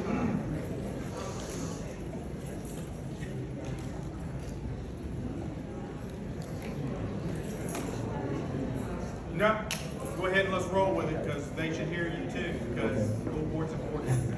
Good evening, everyone. My name is Kenneth Pritchett. I am the school board representative for Ward 3. Just a little bit about me also. I've been in Petersburg for over 30 years. No, I am not a graduate of the Orange and Blue. One second. Hey guys, if we can just be respectful of Mr. Pritchett, we just want to make sure that we give him the opportunity to speak his platform. Thank you. Thank you, I appreciate it. I was saying I'm not a graduate of the Orange and Blue, but I'm a graduate of the Green and Gold, Norfolk State University. And no, we are not the little state, we are now the big state. I have two daughters who graduated from Petersburg Public School System. They're both college graduates, one from Virginia State University and one from Norfolk State University. Been the chair for many years on the school board, been asking others to please step up and take the position because it's a hard job. I'm not gonna lie to you, but you know what? I am pleased to be doing what I'm doing because I'm doing it for the children of Petersburg. You know, I know many individuals have left out of here, but it's individuals who have left out that we need in our school system. We need adults in our school system to help us with our youth. Let me tell you a little bit about what we're doing in our school system. I also serve on the board of Brightpoint, that used to be John Tower Community College. The city appointed me to be their representative, and I have been appointed as their board chair. I have invited Brightpoint to come next Wednesday to Petersburg School Board meeting to present on behalf of Brightpoint to talk about the new manufacturing pharmaceutical certificate that they are offering. And what we want to do, we want to make sure that our students in Petersburg receive employment at those pharmaceutical companies. One of the things they shared with me, their concern is that if we don't get our students in Petersburg educated and trained for those jobs, those companies are going to leave just like the other companies left. So I am in it to make sure that Petersburg survives and that our youth survive. They also shared, and I think I heard someone else share, that the starting salary could be anywhere from $60,000 to $70,000. Can you imagine graduating from the 12th grade and going straight into a job, making that amount of money? That is, and believe it or not, that is more than what we pay our teachers. You know, so hopefully we won't lose our teachers to manufacturing. Yes, but we are also making sure that we're keeping our teachers also. You know, I would praise the state, the Virginia Department of Education, for giving us, also the governor and the legislators for giving us the money to make sure that we keep our teachers in Petersburg and we pay them a salary where they would want to stay in Petersburg. The job is not easy, but let me tell you, we need you all to help us. Safety, yes, we are working on safety. Chief Christian is also working with the school system to make sure that he brings in resource officers, adding more resource officers to our schools. But we also have volunteer opportunities for our citizens. If you're interested in volunteering in our schools during the day, maybe as a hall monitor, maybe as someone who works lunch duty, please see me after this forum, because we're looking for individuals to come up and work with our students, because we want to make sure that our students are safe also inside of our schools. Like I said, Chief Christian is doing all he can to maintain safety, and we want to maintain safety in our schools as well. Also, I want to thank Pastor Barr, who is she's an advocate for our students, you know, and I just thank her because she went around this summer before school opened and she prayed at our schools. And you've heard many say a lot about prayer. When prayer works, It really does. Trying to see what else. I mean, there's just so much going on. Also, want to let you know that we are searching for a new superintendent. This school board here, we have selected an individual, but we are unable to give that name until the individual is able to work out contract details and also able to share the information with their school board. I will tell you that Petersburg has been under a memorandum of understanding with the Department of Education, I know now for over probably 16 or 17 years, meaning that we have guidelines that we must follow as a school division, and the Department of Ed basically tells us what to do. You're going to be excited when we announce who the superintendent is. This superintendent that is coming to us, actually, this superintendent brought their school division, his or her school division, from under a MOU.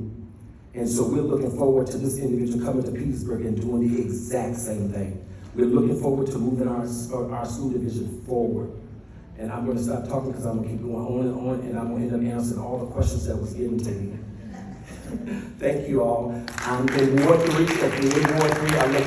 just would love to have your vote on November the 8th. I appreciate it. Thank you for your support. I'm sorry, you can have one for the answer to me. What can we do at the Chamber to get more students to apply for scholarships? I've heard the same from other organizations. Can we introduce an initiative to the seniors to encourage application? Yes, you can. The counseling department is working on initiatives for scholarships. If the chamber is interested in coming up to the high school and speaking with the counselors, they're able to put things in place. Also, we're working with fraternities, sororities. I know they offer workshops. So, workshops are being offered. Also, one of the things they're going to do this Saturday, they have 2 students coming back Saturday because we have a senior program, a senior breakfast on Saturday. So we have 2 students coming back to tell the 12th graders why it's important to apply for scholarships. Also, what we're planning to do the guidance counselor shared with me that we're planning to put a common, not application, but a common letter in place. So when you apply for scholarships, all you have to do is tweak your letter, because a lot of times our students do not like writing all of those letters, and that's why they will not apply. But if we have that common letter in place and all it requires is a little tweaking, then we're going to have more kids to apply for scholarships.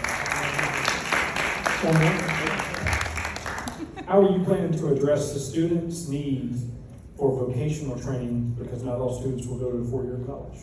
Yes, great question. I did talk about a little of that. But in our CTE program, we do have a career and technical education. We do have a department there at Petersburg High School, and we also have a committee there also where businesses also serve on the career and technical education committee.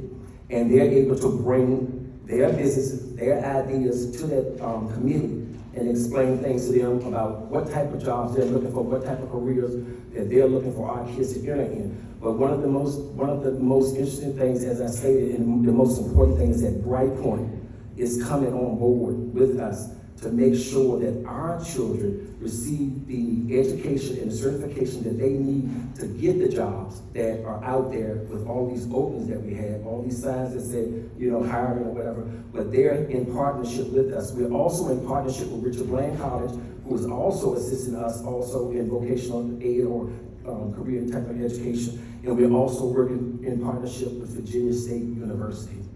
And also just want to let you know, many of you probably have seen it. Right now, the governor came down and we talked about the lab schools and that initiative came about.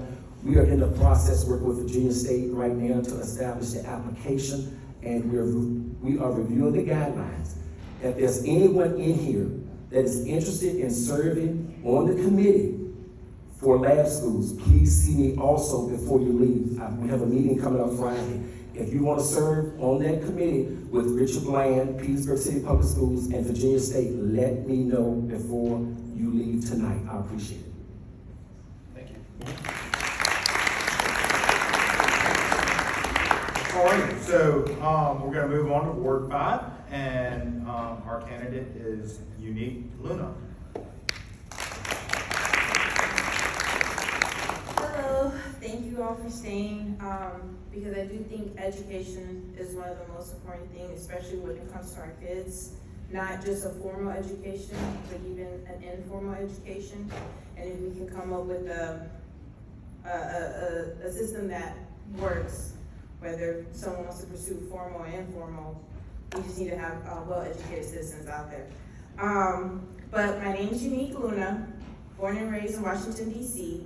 I grew up in D.C. in the 90s. Lived right on, I don't know if y'all familiar with D.C., lived on Hobart Street, right across from Howard University.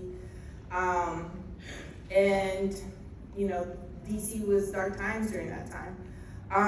So when my husband and I decided to move to Petersburg, I felt very much connected. And when we purchased our home, our mission was to be part of the community, to listen, to figure out what is actually happening on the grounds, being a part of talking to the students, talking to parents, and starting with the youth. I feel like the youth, if we can empower them and show them the options that they have, that we can accomplish a lot more as a city, because the youth is our future.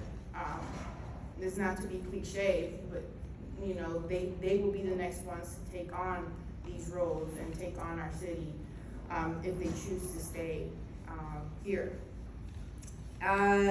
So a little bit about myself.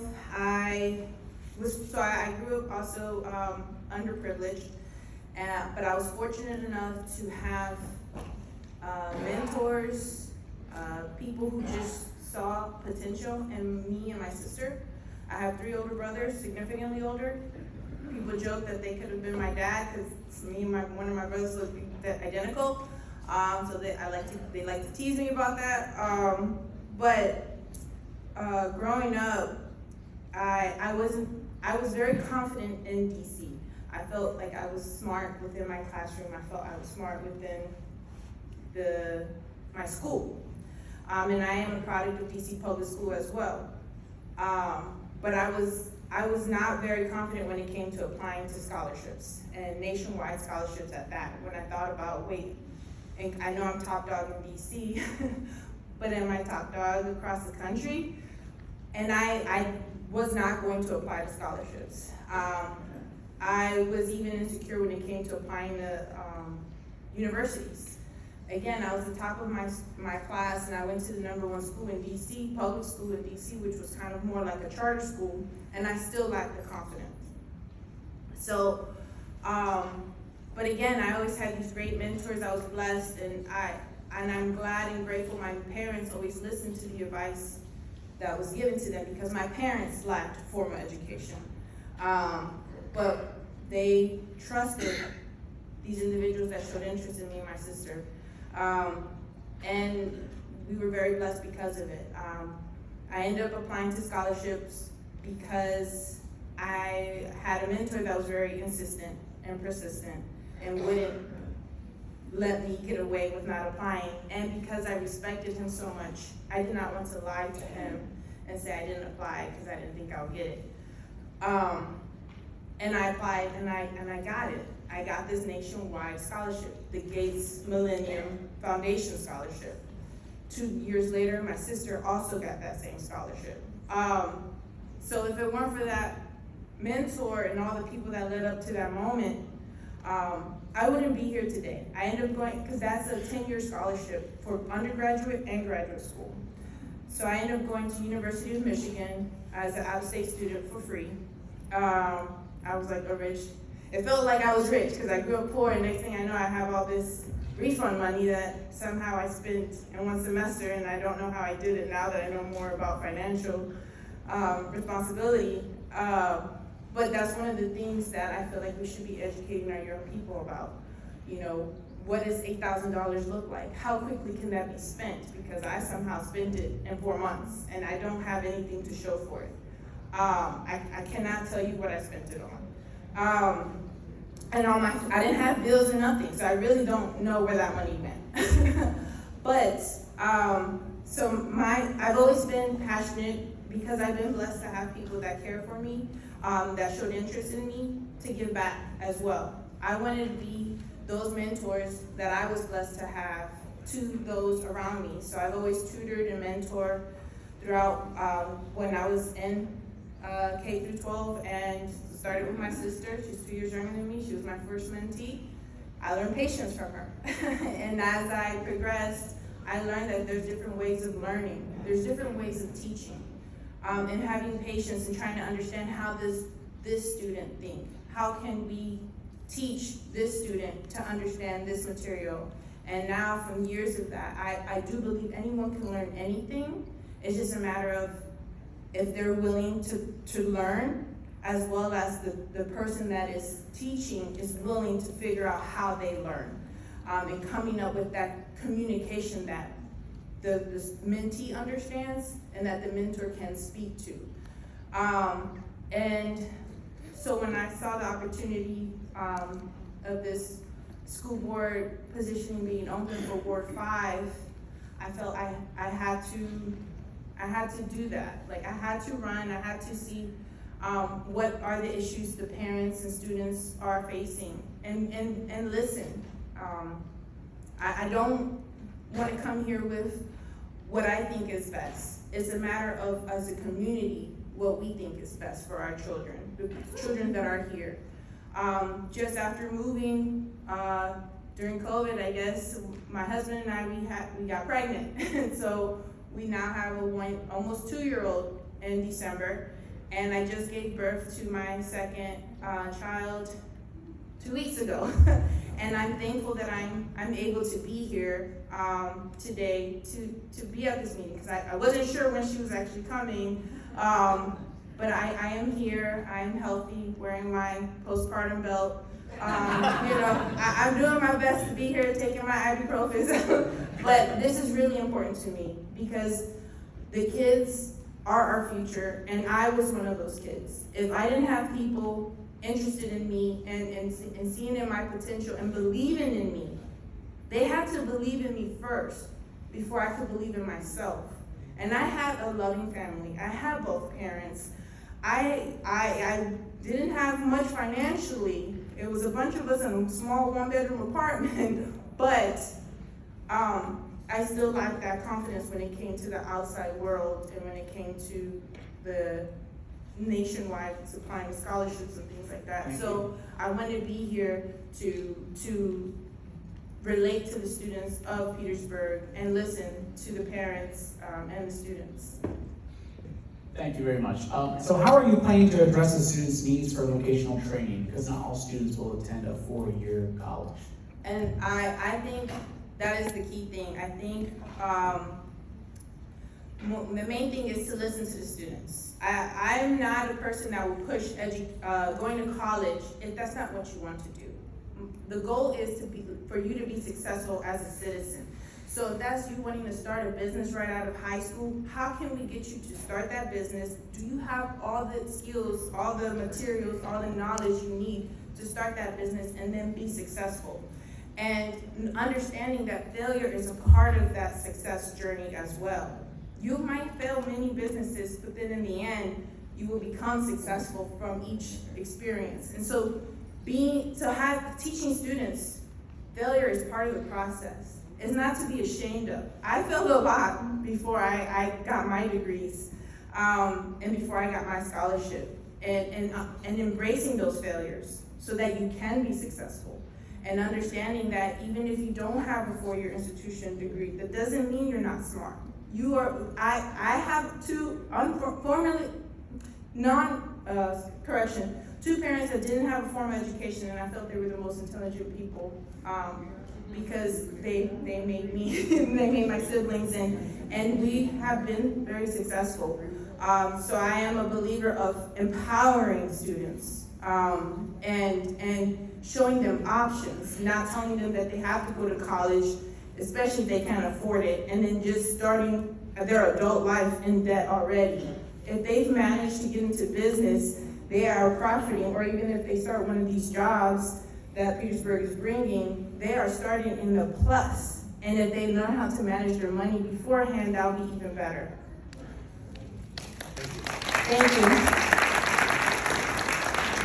All right, and the next candidate is Ms. Joyce Proctor.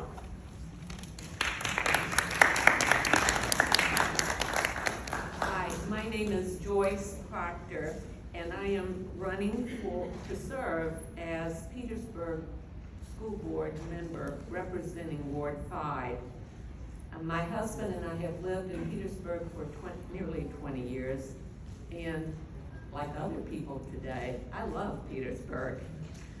My natural, idealistic temperament was shaped in a large part by a small, segregated community in the South and the church in which I grew up. We were so small that seminary students came and basically preached social justice. As children, we played marbles, hopscotch, jump rope, and hide and seek with the black children on the street behind us. I knew them as friends. I graduated from public schools, including college. I received a degree in vocational education and later received a business degree from a liberal arts college. I have served as teacher both in Silver Spring, Maryland and San Antonio, Texas Independent School System. I retired from Quaker Oats Pepsi in operations and human resources. And there I learned and taught, or I trained, I should say, what it is that workers and leaders need in order to be successful in business. My husband and I came to Petersburg to renovate historic houses, properties. And we own an extended stay business, as well as we manage 2 rental apartment houses. The vision I have for the position I'm running for is to ensure the best education of each Petersburg public school student in order that they produce a 21st century citizen who can communicate, collaborate, and perform in the United States of America. This is a lofty goal, I realize, yet those of you who have lived overseas in rather undeveloped areas as I did in the Philippines, you must take away from that experience that we have a wonderful country here with plenty of improvement and capability yet to be made. I look forward to helping make Petersburg public schools the best as I serve in the 5th Ward representative on the board. So please, Ward 5 citizens out there, vote for me, and you can vote as early as in person September the 23rd at the registrar's office on Market Street.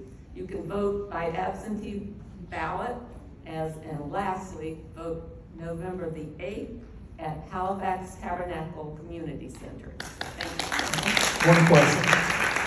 Just one question. Yeah, so how can businesses get more involved in the schools and mentoring, bringing things like that to the school system?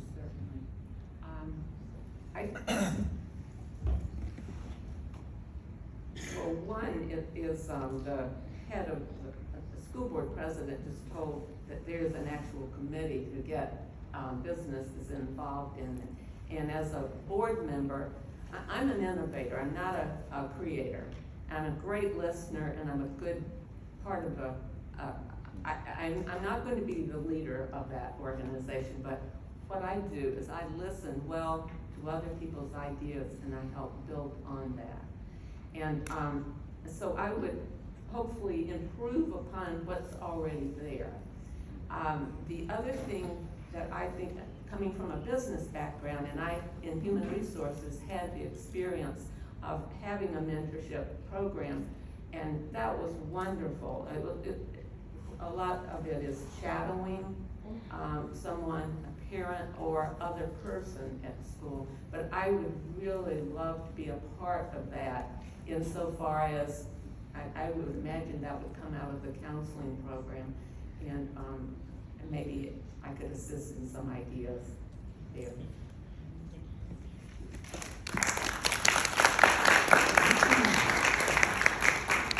We're almost there, ladies and gentlemen. Two more candidates. Our next up is Ward 7 candidate Ronnie Watson.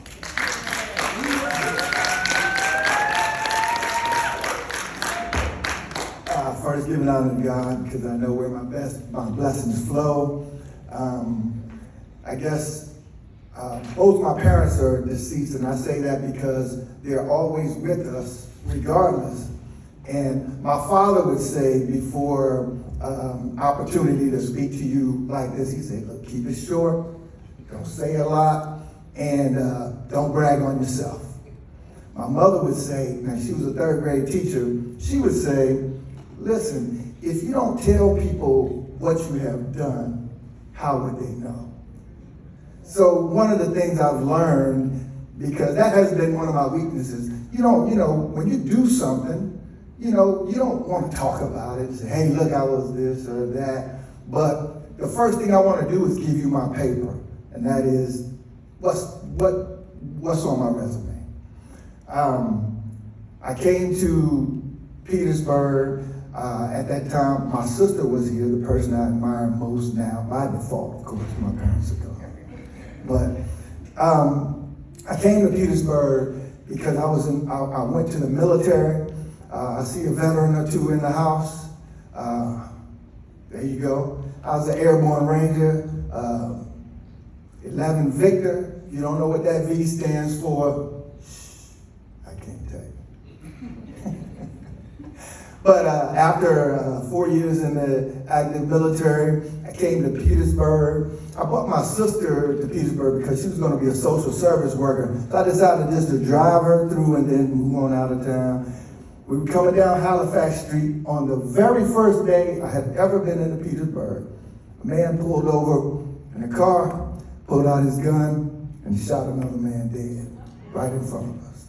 That day on Halifax Street, and we could not go anywhere, but I heard the man say something that would resonate throughout Petersburg by the time I was here.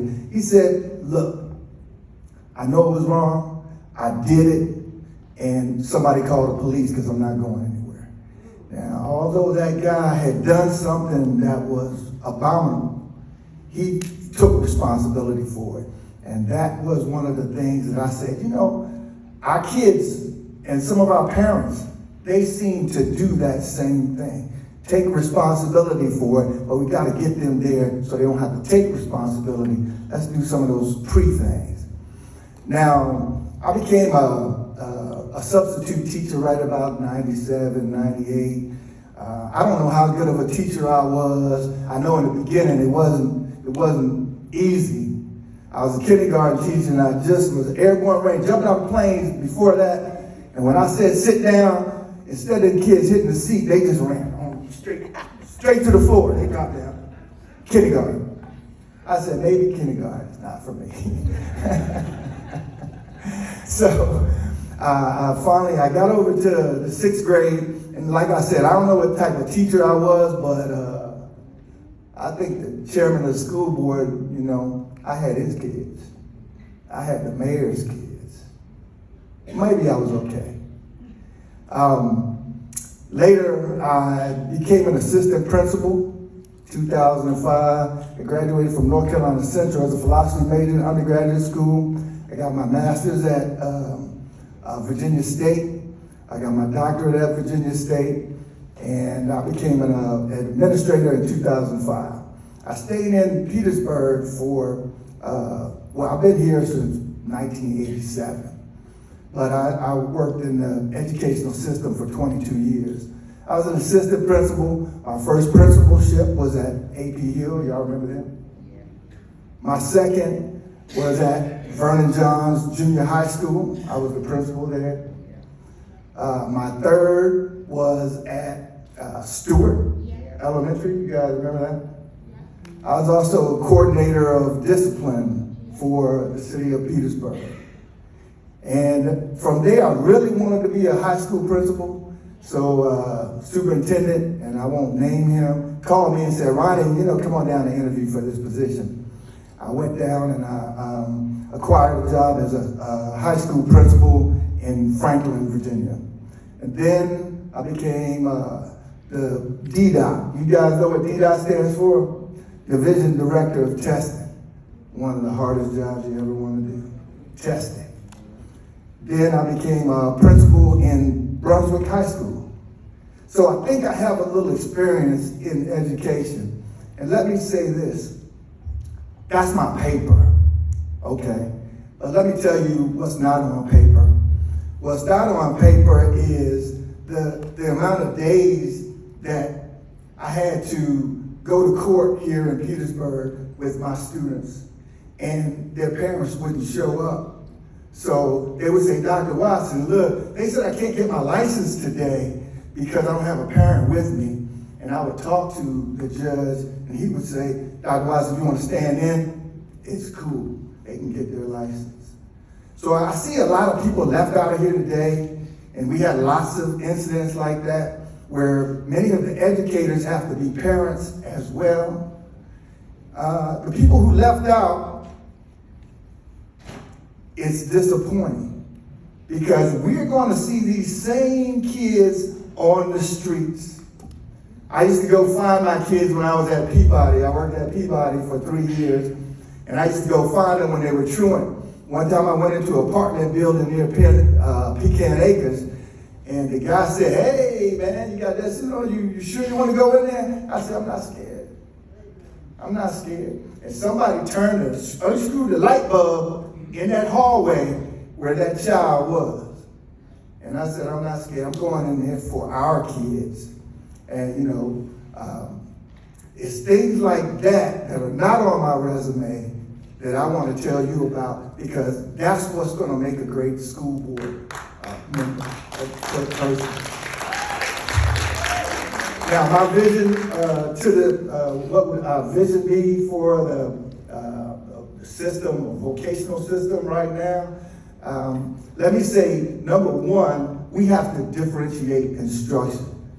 Now, I haven't heard anybody say anything about that, but as an educator, I know after analyzing our system, differentiation of instruction means I'm going to take one topic and I'm going to turn it into 3 different levels: a high level, a medium level, and a low level. I never forget in the 90s, the Flanagan test came down, and everybody had said, oh, Chesterfield's doing Flanagan, we're going to do Flanagan too. And I said, we looked at the Flanagan test and I couldn't pass it.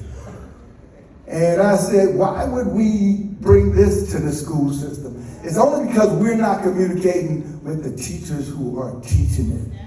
So it's important that we communicate with the teachers that are teaching it. The parents know their job in supporting education, and the students know what they need to do. So these things are important. We got to differentiate instruction. We have to ensure that our schools are safe as well.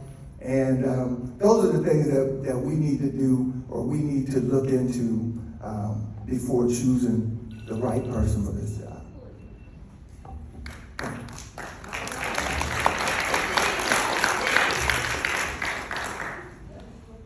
Why are students and teachers still having to wear masks?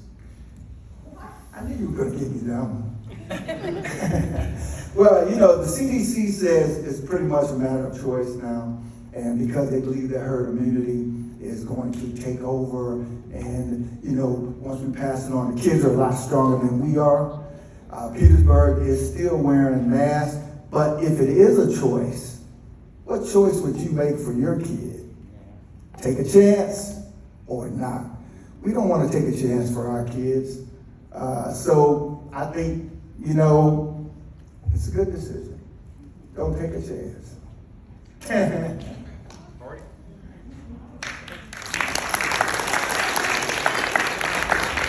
All right. And next we have Mr. Adrian Dance Sr.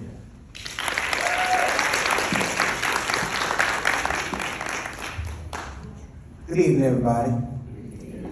Thanks for this opportunity to be here. Glad you all came out tonight. It's great to see everybody. My name is Adrian Dance Sr., and I have worked on the school board for the last 8 years, representing Ward 7. I was born and raised in Petersburg. My wife and I have 3 children that went through the Petersburg school system, and they're all college graduates, married, and are on their own, and gainfully employed. That's the best thing about that. Before I get started, I want to celebrate a few things about Petersburg City Schools. Did you know that the Petersburg High School is a fully accredited school? This year. A shout out to our principals, our teachers, our staff, and our students. And they just came out of COVID and got a school accredited. That took some hard work. That was not easy, believe me. Also, I want to celebrate that our test scores in Petersburg are improving in math and English. Out of our 5 elementary schools, 3 of them have shown significant gains in math and English. Science is low, but science is low across the state. So we are making changes in Petersburg, and we're heading in the right direction.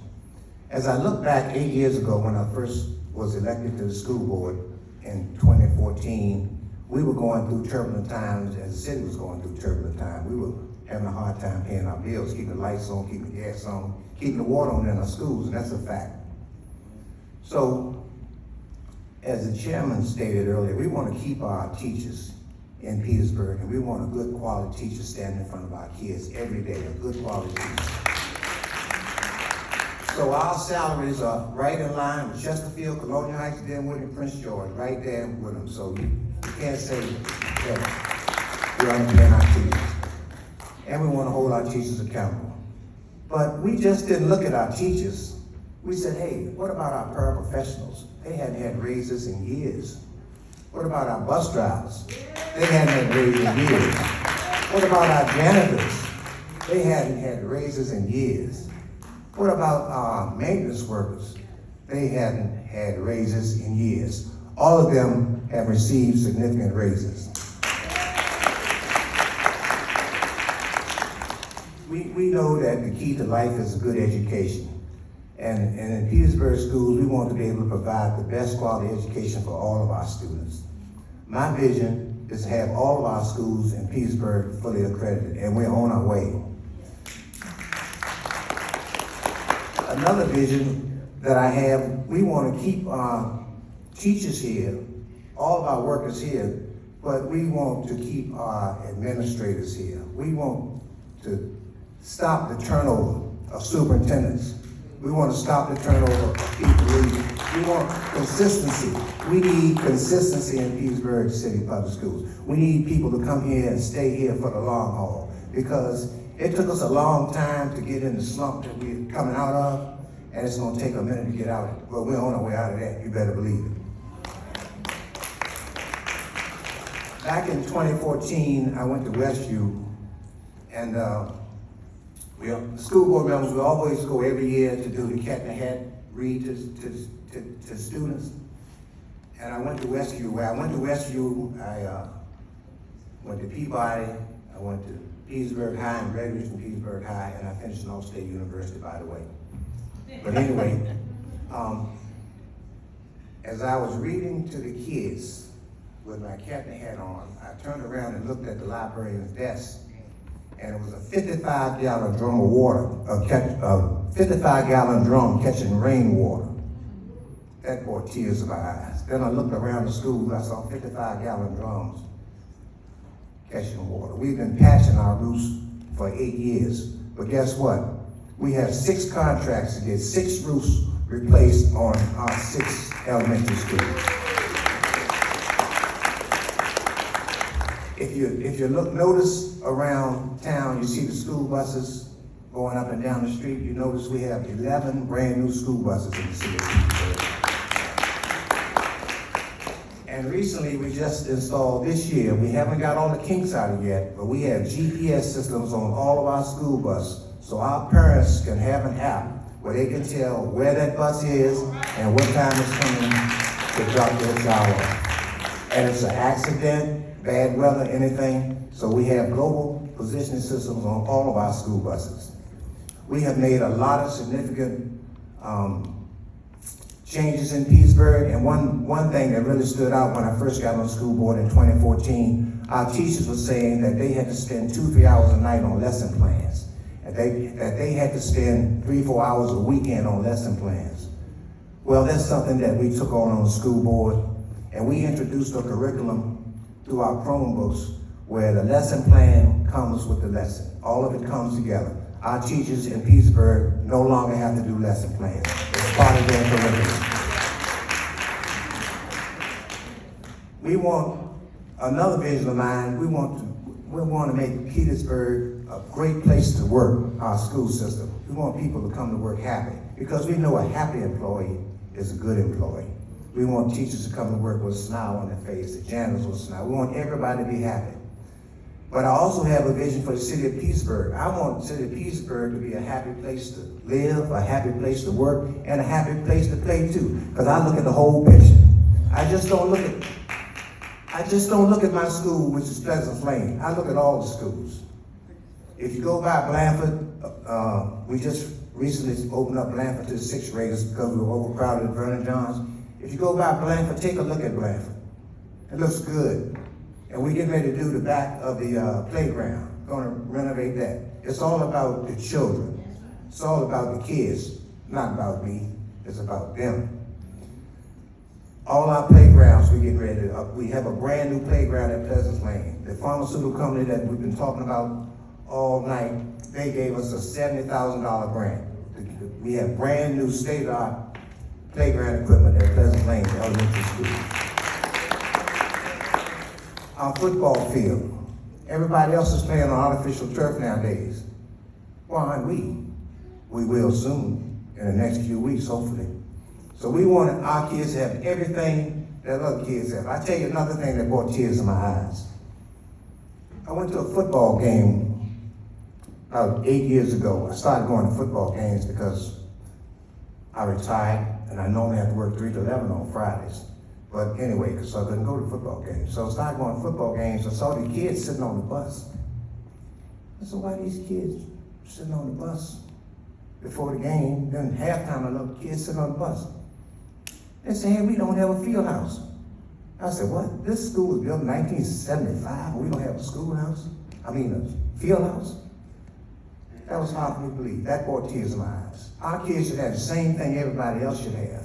I bet we're probably one of the only schools in the state of Virginia that don't have a field house. So we have a 5-year plan here in Petersburg City Public Schools to build us a field house. So that's going to take place in the near future. We got a fundraiser coming up. We have contractors that are willing to work with us to do electrical work, the plumbing work. So keep your ears open, because we're going to have us a field house in the next 3 to 5 years. Ready for a question? Okay. How are you planning to address students' need for vocational training? Because not all students can plan on going to college. Well, we just initiated at Petersburg High School a Diploma Plus program. And whereas our students in the 9th grade, they start preparing themselves for a career when they finish high school.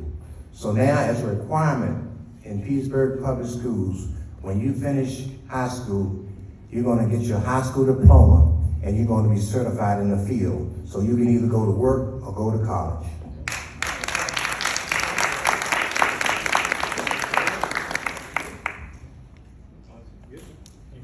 Thank you very much. All right, ladies and gentlemen, thank y'all for coming. We will have this video on our website tomorrow morning. So if there's somebody that you know that needed to hear about the candidates that were up, please make sure that they go to sovachamber.com and watch the video so that they can get to know who the candidates are. Also, I'd be remiss if I didn't tell you that we have a big festival coming to Petersburg in the middle of next month. It's October 15th. It's the Festival of Grapes and Hops. We're looking to have about 3,000 people here. We got 3 mainline bands that are gonna be here, and we have about 50 or so vendors that will be here. So come out, support Petersburg, support the chamber. With those proceeds, we gave out $7,000 worth of scholarships last year. So unfortunately, only one candidate from Petersburg applied. So that other $6,000 went out to other localities. It's gonna change this year. So again, let's make sure that they get theirs. I'm a product of Petersburg Public Schools. I graduated class of 1989. So, my heart is here in Petersburg. So it's not just that guy that lives over in Colonial Heights coming here to try to tell people what to do. I really love Petersburg. I grew up in Kennelsworth, and I've lived in the city off and on throughout my entire life. So we're here to make sure that Petersburg rises again, and we have the best businesses here, and we have the best schools here. So thank you again for coming. Make sure that you talk to the candidates. They've put their precious time here tonight, and make sure you vote, and vote the way that your conscience says. Have a great night.